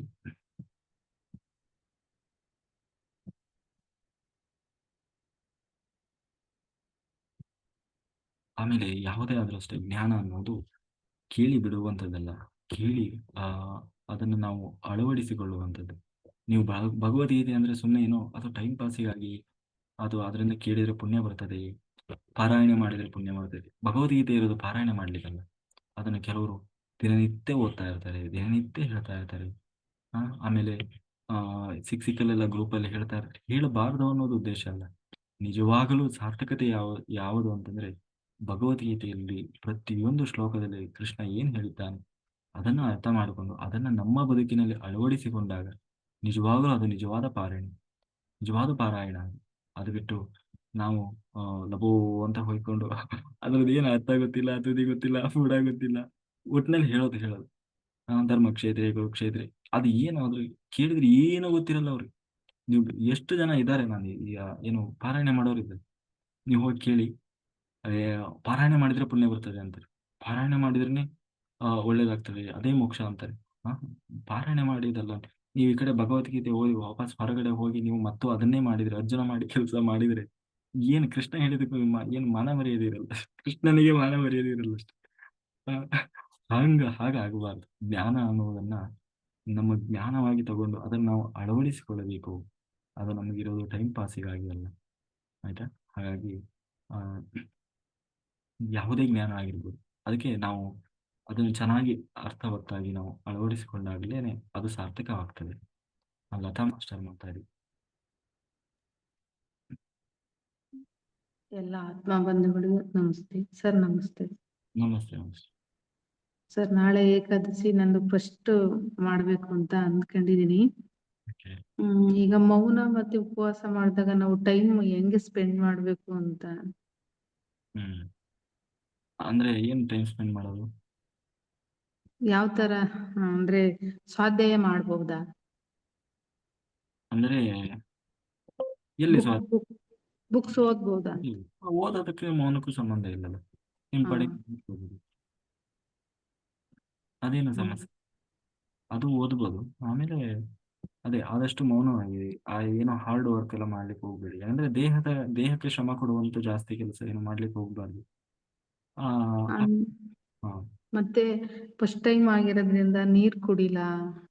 ಅದೇ ನಿಮಗೆ ನೋಡಿ ನಿಮ್ಮ ದೇಹ ಹೇಗೆ ಸ್ಪಂದಿಸ್ತದೆ, ಪ್ರಯತ್ನ ಮಾಡಿ. ಆಗ್ಲಿಲ್ಲ ಅಂದ್ರೆ ಮತ್ತೆ ಇನ್ನೇನ್ ಮಾಡ್ಲಿಕ್ಕೆ ಆಗ್ತದೆ. ಅದ್ರಲ್ಲಿ ಈ ಸರಿ 2 ದಿನ ಬಂದಿದೆ, 2 ದಿನ. ಅದರಲ್ಲಿ ನಿಮಗೆ ಫಸ್ಟ್ ಬೇರೆ ಇಲ್ಲ. ಆದ್ರೆ ನಿಮ್ಗೆ ಬೇಕಾದ್ರೆ ನೀರ್ ತಗೊಂಡಿರೋದ್ರೆ ತಗೊಳ್ಳಿ. ಏನೂ ಮಾಡದೆ ಸುಮ್ಮನೆ ಕೂರೋದಕ್ಕಿಂತ ಅಟ್ಲೀಸ್ಟ್ ನಮ್ಮ ದೇಹ ಹೇಗೆ ಸಪೋರ್ಟ್ ಮಾಡುತ್ತದೆ ಅಷ್ಟಾದ್ರೂ ಮಾಡುವ ಪ್ರಯತ್ನ ಮಾಡೋದಿಲ್ಲ, ಅದು ಬೆಟರ್. ಅಲ್ಲ, ಮನೇಲಿ ನಾನು ಒಬ್ಳೇ ಇರೋದು, ನಾನೇ ಅಡಿಗೆ ಮಾಡೋದು ಎಲ್ಲ ಮಾಡ್ಲೇಬೇಕು. ಅದೆಲ್ಲ ಸಿಂಪಲ್ ಆಗಿ ಸ್ವಲ್ಪ ಮಾಡ್ತೀನಿ. ಓಕೆ, ಮಾಡ್ತಾ ಹೋಗಿ. ಅದು ಕೊನೆ ಪಕ್ಷ ಎಷ್ಟಾಗ್ತದೆ ಅಷ್ಟು ಮಾಡಿ, ಪ್ರಯತ್ನ ಮಾಡಿ. ಏನು ಅಸಾಧ್ಯ ಅಂತ ಏನಿಲ್ಲ. ನೀವು ಮೆಂಟಲಿ ಪ್ರಿಪೇರ್ ಆಗಿದ್ರೆ ನೀವು ಈಸಿ ಇದೆಯಾ ನಾವು ನಿಮ್ ಕಡೆಯಿಂದ ಒಂದು ಮೋಟಿವೇಶನ್ ಒಂದು ಬರ್ಲಿ. ಇವತ್ತು ತುಂಬಾ ಜನ ಮಾಸ್ಟರ್ಸ್ ಮಾಡ್ತಾ ಇದ್ದಾರೆ, ಈಗಾಗಲೇ ಎಷ್ಟೋ ಸರಿ ಮಾಡಿದ್ದಾರೆ, ಮಾಡ್ತಾನೆ ಇದ್ದಾರೆ. ಹಾಗೆ ಅದನ್ನ ಅಳವಡಿಸ್ಕೊಳ್ಬೇಕು. ನಾವು ಮೆಂಟಲಿ ಪ್ರಿಪೇರ್ ಆಗಿದ್ದೀನಿ ಅಷ್ಟೇ. ಹೇಳ್ಬಿಡಿ ಬೆಳಗ್ಗೆ ಎದ್ದು, ಕೃಷ್ಣ ನೀನೇ ನೋಡ್ಕೊಳ್ಬೇಕು ಅಂತ. ನೀನೇ ಮಾಡಿಸುವ ಜವಾಬ್ದಾರಿ ನಿನ್ನದು ಅಂದ್ರೆ ಕುಂತ್ರೆ ಆಯ್ತು ಅಷ್ಟೇ, ಎಲ್ಲ ನಡೀತದೆ. ಹ್ಮ್ ಹ್ಮ್ ನೀರು ಕುಡಿತಾ ಇದ್ರೆ ಏನಾಗ್ತದೆ, ಹಸಿವು ಜಾಸ್ತಿ ಆಗ್ತಾ ಹೋಗ್ತದೆ. ನೀವು ಹಾ ಸ್ಟಾಪ್ ಮಾಡಿದ್ರೆ ಹಸಿವೆ ಆಗಲ್ಲ. ಅಲ್ಲ, ಒಂದಿನ ಆಗಿದ್ರೆ ಓಕೆ, 2 ದಿನ ಅಂತ. ಇಲ್ಲ ಹೇಳಿದ್ದು ಟ್ರಿಕ್ಸ್. ನೀರು ತಗೊಂಡ್ರೆ ಆ ಹೊಟ್ಟೆಗೆ ಓ ಏನೋ ಹಾಕ್ತಾ ಇದಾರೆ ಇವರು ಅಂತ ಅದು ವೇಟ್ ಮಾಡ್ಲಿಕ್ಕೆ ಸ್ಟಾರ್ಟ್ ಮಾಡ್ತದೆ. ಹಾ ಹಾ ಅಂತ ಹೇಳಿ ಅದನ್ನು ಸ್ಟಾಪ್ ಪ್ರಯತ್ನ ಮಾಡ್ತೀನಿ, ಪ್ರಯತ್ನ ಮಾಡ್ತೀನಿ. ಆಯ್ತು. ಮಾಡಿ. ಸಫರ್ ಆಗ್ಬೇಕು ದೇಹ, ಅದಕ್ಕೆ ಫುಡ್ ಸಿಗದ ಹಾಗೆ ಸ್ಟ್ರಗಲ್ ಆಗ್ಬೇಕು. ಈ ಮಿಲಿಟರಿಯಲ್ಲಿ ಏನ್ ಮಾಡ್ತಾರೆ, ಟ್ರೆಕ್ಕಿಂಗ್ ಕಳಿಸ್ತಾರೆ. ಟ್ರೈನಿಂಗ್ ಪೀರಿಯಡ್ ಅಲ್ಲಿ ಕಾಡಿಗೆ ಕಾಡಿಗೆ ಕಳಿಸ್ತಾರೆ. ಕಾಡಿಗೆ ಕಳಿಸಿ ಅಲ್ಲಿ ಬೇಕು ಅಂತಲೇ ಅವರಿಗೆ ಏನು ಕೊಟ್ಟು ಕಳಿಸಲ್ಲ. ಒಂದಿಷ್ಟು ರೈಸು ಮತ್ತೆ ಪಾತ್ರೆ ಸಹ ಕೊಡಲ್ಲ ಅವರಿಗೆ. ಬರೀ ಅಕ್ಕಿ ಅಕ್ಕಿ ಅಥವಾ ಈ ತರ ಗೋಧಿ ಹಿಟ್ಟು ಈ ತರದ್ದು ಮಾತ್ರ ಕೊಟ್ಟು ವಾರಗಟ್ಲೆ ಕಳಿಸ್ತಾರೆ. ಅದು ವಾರಕ್ಕೂ ಆಗ್ಬಾರ್ದು. ಏನೋ ಆಗದಷ್ಟು ಆಹಾರ ಅಷ್ಟು ಕೊಟ್ಟು ಕಳಿಸ್ತಾರೆ. ಅಂದ್ರೆ ಎಂತಹ ಸಿಚುವೇಶನ್ ಅಲ್ಲೂ ಕೂಡ ಅವರು ಅದನ್ನ ಅಭ್ಯಾಸ ಮಾಡ್ಕೊಳ್ಬೇಕು ದೇಹ. ಆ ಬೆಟ್ಟ ಅಥವಾ ಈಟನ್ನೆಲ್ಲ ಹತ್ತಿ ಹತ್ತಿ ಅದು ಸುಸ್ತಾಗಿ ಅವರಿಗೆ ಆಹಾರ ಜಾಸ್ತಿ ಬೇಕಾಗಿರ್ತದೆ ಅವ್ರಿಗೆ. ಅವಾಗ ಅದನ್ನ ಬೇಯಿಸೋದು ಕೂಡ ಅವರಿಗೆ ಪಾತ್ರೆ ಇರೋಲ್ಲ, ಬೆಂಕಿ ಇರೋಲ್ಲ. ಕೊನೆಗೆ ಅವರು ಈ ಬಿದಿರುಗಳ ಅಂತೀವಲ್ಲ, ಅದ್ರ ಒಳಗೆ ಅದನ್ನೆಲ್ಲ ತೆಗೆದು ಅದ್ರ ಒಳಗೆ ಅದು ರೈಸ್ ಹಾಕಿ ನೀರು ಹಾಕಿ ಆಮೇಲೆ ಅದನ್ನ ಅಲ್ಲೇ ಬೆಂಕಿ ಇದು ಮಾಡಿ ಅದರಲ್ಲಿ ಬೇಯಿಸಿ ಬರೀ ಅನ್ನ ತಿನ್ನೋದು. ಅದಕ್ಕೆ ಸಾಂಬಾರ್ ಗಿಂಬಾರ್ ಏನಿಲ್ಲ. ಆ ಹಿಟ್ಟು ಬರೀ ಹಿಟ್ಟು ಕಲಸ್ಕೊಂಡು ಅದನ್ನ ಹೆಂಗ್ ಬರ್ತದ ಹಾಗೆ ತಿಂದು ಬದುಕುವುದು. ಅಂದ್ರೆ ಅಷ್ಟು ನಾವು ಸ್ಟ್ರಾಂಗ್ ಆಗಬೇಕು ಅಂತ ಅದಕ್ಕೋಸ್ಕರನೇ ಅವ್ರು ಅಷ್ಟು ಸ್ಟ್ರಾಂಗ್ ಇರ್ತಾರೆ. ಹಾಗೆ ನಮ್ಮ ದೇಹ ಸಣ್ಣ ಪುಟ್ಟ ರೋಗಗಳಿಗೆಲ್ಲ ನಲುಗಬಾರದು. ಅಷ್ಟು ಸ್ಟ್ರಾಂಗ್ ಆಗಬೇಕು ಅಂದ್ರೆ ಉಪವಾಸಗಳನ್ನ ಅಳವಡಿಸಿಕೊಳ್ಬೇಕು. ಇಲ್ಲಾಂದ್ರೆ ಒಂದು ಸಣ್ಣ BP ಶುಗರಿಗೆನೆ ಆಸ್ಪತ್ರೆಗೆ ಹೋಗ್ಬೇಕಾಗ್ತದೆ, ಓಡಿ ಹೋಗ್ಬೇಕು. ಯಾರು ರೆಗ್ಯುಲರ್ ಆಗಿ ಮೆಡಿಸಿನ್ ಎಲ್ಲ ತಗೊಂತಾ ಇದ್ದೀರಿ, ನೀವು ಉಪವಾಸವನ್ನ ಅಳವಡಿಸಿಕೊಳ್ಳಿ, ಏಕಾದಶಿಯನ್ನ ನೋಡಿ, ನೀವು ಎಷ್ಟು ನಿಮ್ಮಲ್ಲಿ ಬದಲಾವಣೆ ಅನ್ನೋದು ಬರ್ತದೆ. ಆಮೇಲೆ ಬಹಳ ಫ್ರೆಶ್ನೆಸ್ ಬರ್ತದೆ, ಏನೋ ಒಂದು ಸ್ಪೆಷಲ್ ಎನರ್ಜಿ ಇದೆ ಅಂತ ಅನಿಸ್ತದೆ. ಸಂಕಲ್ಪ ಶಕ್ತಿ ಒಳ್ಳೆ ಸ್ಟ್ರಾಂಗ್ ಆಗ್ತದೆ. ನಮ್ಮ ಮನಸ್ಸು ನಮ್ಮ ನಿಗ್ರಹದಲ್ಲಿ ಇರ್ತದೆ. ಇನ್ನು ಏನು ಅದು ಇದು ಏನು ಹೇಳಬೇಕು, ನೀವು ಅದನ್ನ ಎಕ್ಸ್ಪೆರಿಮೆಂಟ್ ಮಾಡಬೇಕು. Okay madam, thank you. Thank you, thank you. Sunanda master ಮಾತಾಡಿ. ನಮಸ್ತೆ ಸರ್. ನಮಸ್ತೆ ಮಾಸ್ಟರ್. ಭಗವದ್ಗೀತೆಯನ್ನು ಆಯ್ಕೆ ಮಾಡ್ಕೊಂಡಿದ್ದಕ್ಕೆ ಧನ್ಯವಾದಗಳು ಸರ್. ನನಗೆ 2 ದಿವಸದಿಂದ ಅನಿಸ್ತಾ ಇತ್ತು ಭಗವದ್ಗೀತೆಯನ್ನಾದ್ರೂ ಆಯ್ಕೆ ಮಾಡ್ಕೊಳ್ರಿ ಅಂತ ಹೇಳ್ಬೇಕು ಅಂತ ಹೇಳಿ. ಬೆಳಿಗ್ಗೆ ಮೆಸೇಜ್ ನೋಡಿದಾಗ ತುಂಬಾ ಖುಷಿ ಆಯ್ತು. So thank you so much. Thank you madam, thank you. Okay sir. ಹೇಗಿತ್ತು, ಚೆನ್ನಾಗಿತ್ತಾ, ಅರ್ಥ ಆಯ್ತಾ? ಹೌದು ಸರ್, ಚೆನ್ನಾಗಿದೆ. ಓದಿದ್ದೀರಾ ಭಗವದ್ಗೀತೆ? ಒಂದ್ ಸ್ವಲ್ಪ ಓದಿದ್ದೀನಿ, 1-2 ಅಧ್ಯಾಯ. ಸಾಕ್ಬಿಟ್ಲೆ. ಓಕೆ ಮಾಸ್ಟರ್, ಬೇರೆ ಯಾರಾದ್ರೂ ಏನಾದ್ರು ಇದ್ರೆ ಎಂಗೇಜ್ ಮಾಡಿ ಮಾತಾಡಿ. ಇಲ್ಲ ಅಂದ್ರೆ ನಾವು ಸಂಕಲ್ಪ ಮಾಡಿ ಧ್ಯಾನ ಶುರು ಮಾಡಿ.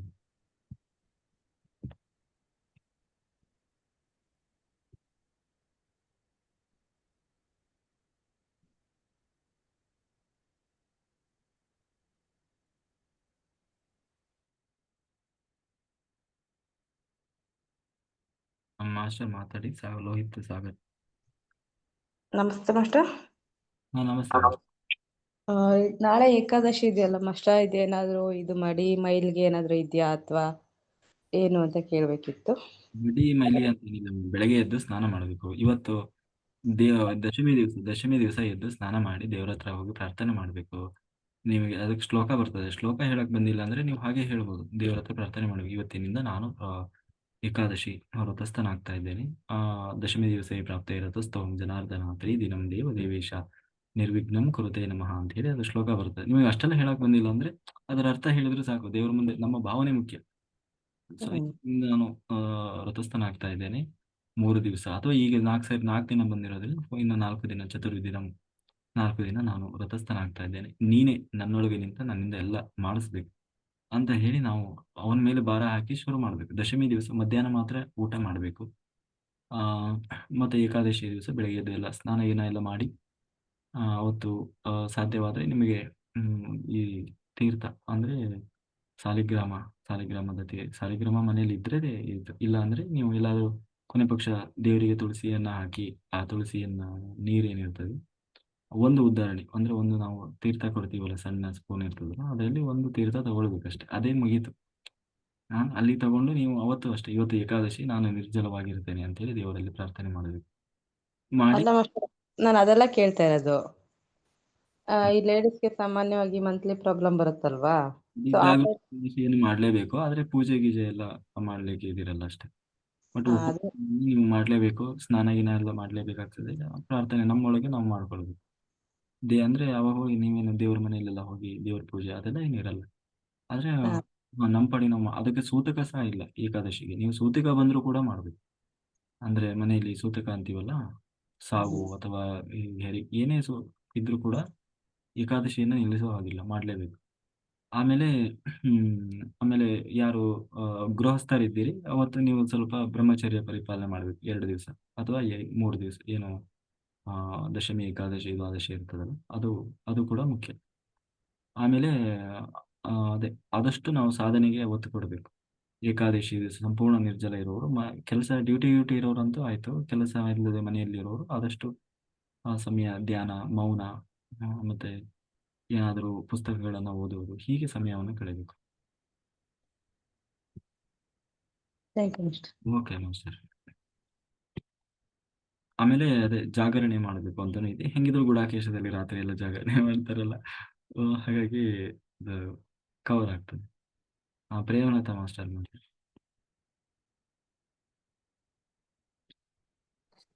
ನಮಸ್ತೆ ಸರ್, ನಮಸ್ತೆ. ನಮಸ್ತೆ ಸರ್, ನಮಸ್ತೆ. ನಾನು ಏಕಾದಶಿ ಮಾಡ್ಬೇಕು ನಾಳೆಯಿಂದ. ಏನಿಲ್ಲ, ವೆರಿ ಗುಡ್, ಸೂಪರ್.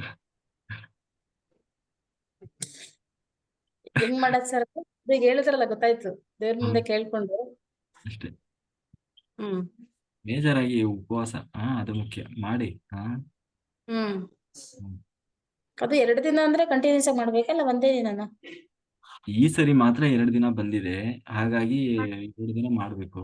ಇಲ್ಲ ಅಂದ್ರೆ ಒಂದೇ ದಿವಸ ಏಕಾದಶಿ ಇರ್ತದೆ. ಅವತ್ ಶುರು ಮಾಡ್ತೀನಿ ಬಿಡಿ ಹೆಂಗಿದ್ರೆ. ಹೌದಾ? ಬಹಳ ಚೆನ್ನಾಗಿದೆ ನಿಮ್ಗೆ.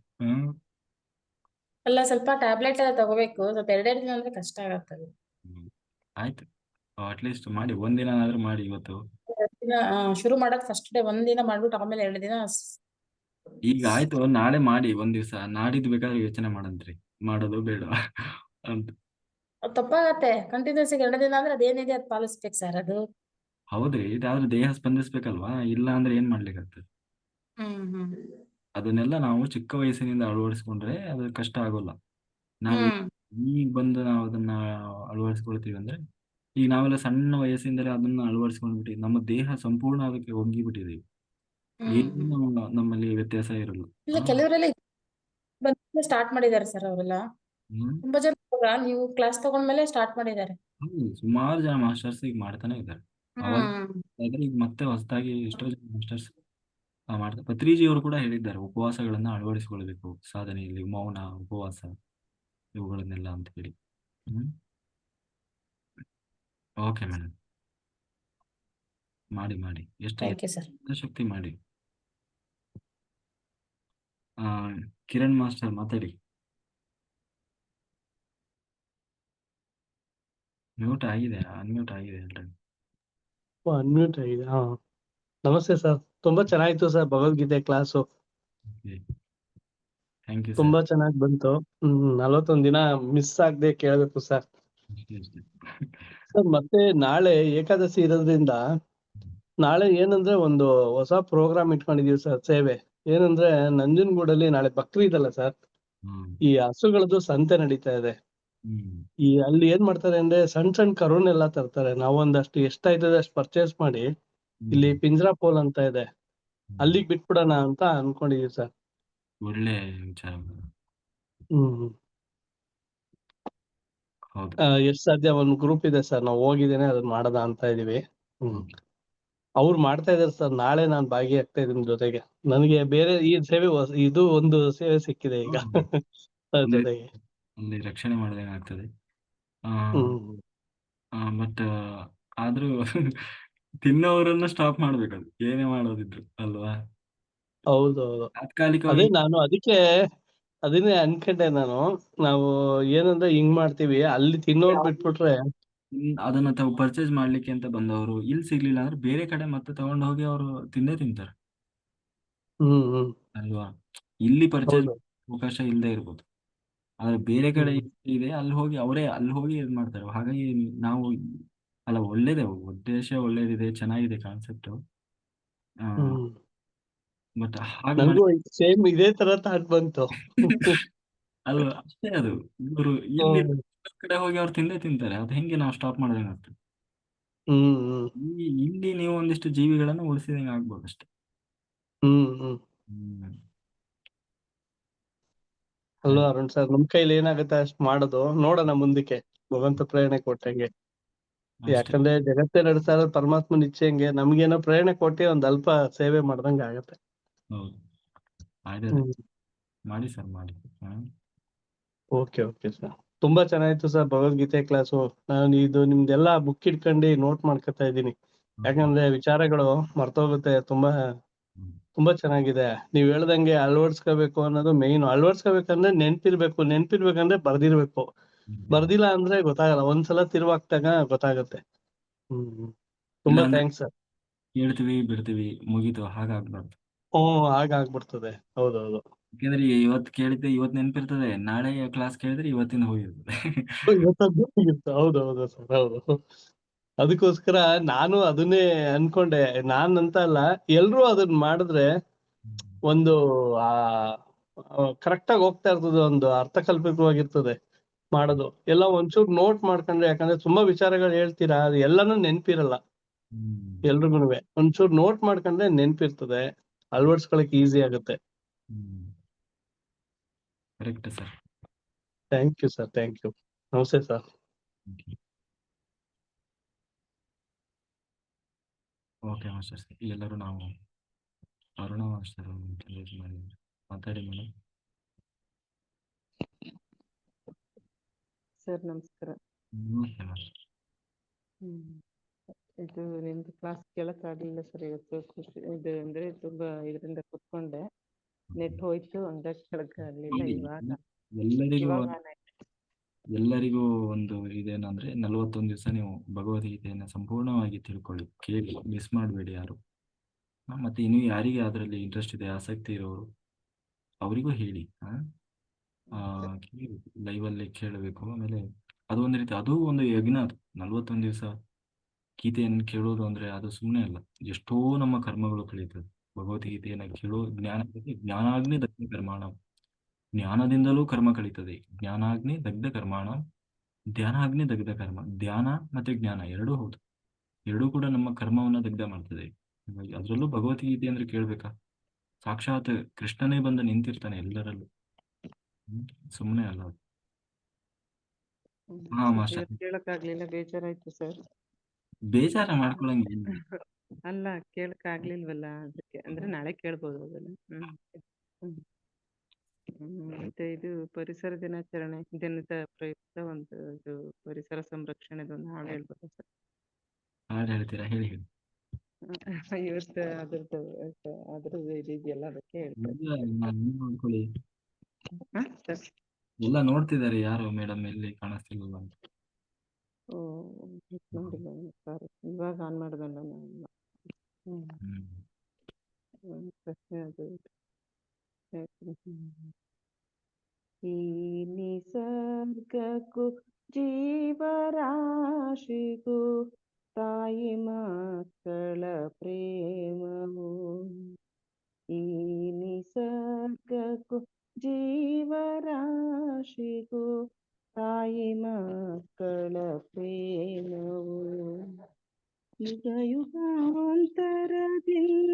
ಬೆಸೆದಿದೆ ಬಿಡಿಸಲಾಗದ ಬಂಧವು. ಈ ನಿಸರ್ಗಕ್ಕೂ ಜೀವರಾಶಿಗೂ ತಾಯಿ ಮಕ್ಕಳ ಪ್ರೇಮವು. ರಕ್ಷಿಸೆನ್ನನು ನಿನ್ನ ರಕ್ಷಿಪೆ, ತೋರುತ್ತಿರುವುದು ಪರಿಸರ. ರಕ್ಷಿಸೆನ್ನನು ನಿನ್ನ ರಕ್ಷಿಪೆ, ತೋರುತ್ತಿರುವುದು ಪರಿಸರ. ನೀನು ಬಾಳುತ್ತ ಬಾಳಿಸೆನ್ನನು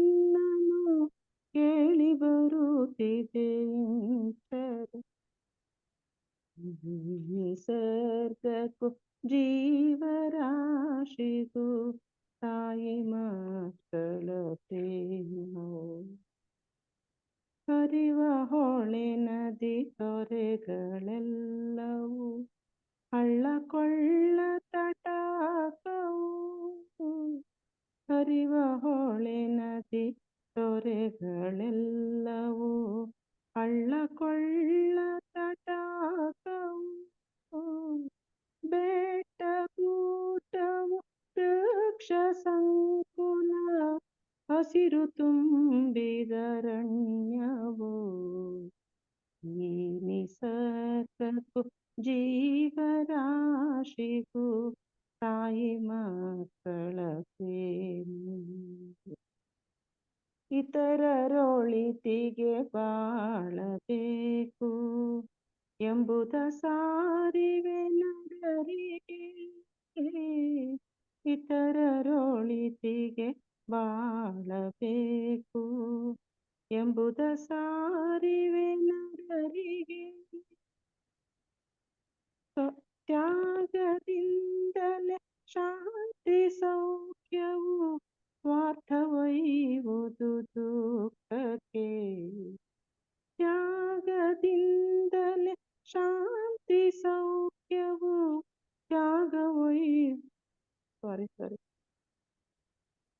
ತ್ಯಾಗದಿಂದಲೇ ಶಾಂತಿ ಸೌಖ್ಯವು ಸ್ವಾರ್ಥವೈವುದು ದುಃಖಕ್ಕೆ. ಈ ನಿಸರ್ಗಕ್ಕೂ ಜೀವರಾಶಿಗೂ ತಾಯಿ ಮಕ್ಕಳ ಪ್ರೇಮ. ಓಕೆ, ಮುಗೀತಾ? ಹ್ಮ್ sir. Okay madam, very good, super, ಚೆನ್ನಾಗಿತ್ತು. ಎಲ್ಲರೂ ಪರಿಸರ ಸಂರಕ್ಷಣೆ ಮಾಡಬೇಕು, ಅದು ಕೂಡ ನಮ್ಮ ಧರ್ಮ. ಗಿಡಗಳನ್ನ ನೆಡಿ, ರೋಡ್, ಇವಾಗೆಲ್ಲ ಮಳೆಗಾಲ ಅಲ್ವಾ, ವನ ಮಹೋತ್ಸವ ಅಂತ ಹೇಳಿ ಹಿಂದೆಲ್ಲ ಮಾಡ್ತಾ ಇದ್ವಿ. 53 ಗಿಡ ನೆಟ್ಟೆ ಸರ್ ನಾನು. ವೆರಿ ಗುಡ್, ಸೂಪರ್, ಸಾರ್ಥಕ ಆಯ್ತು. Very good madam.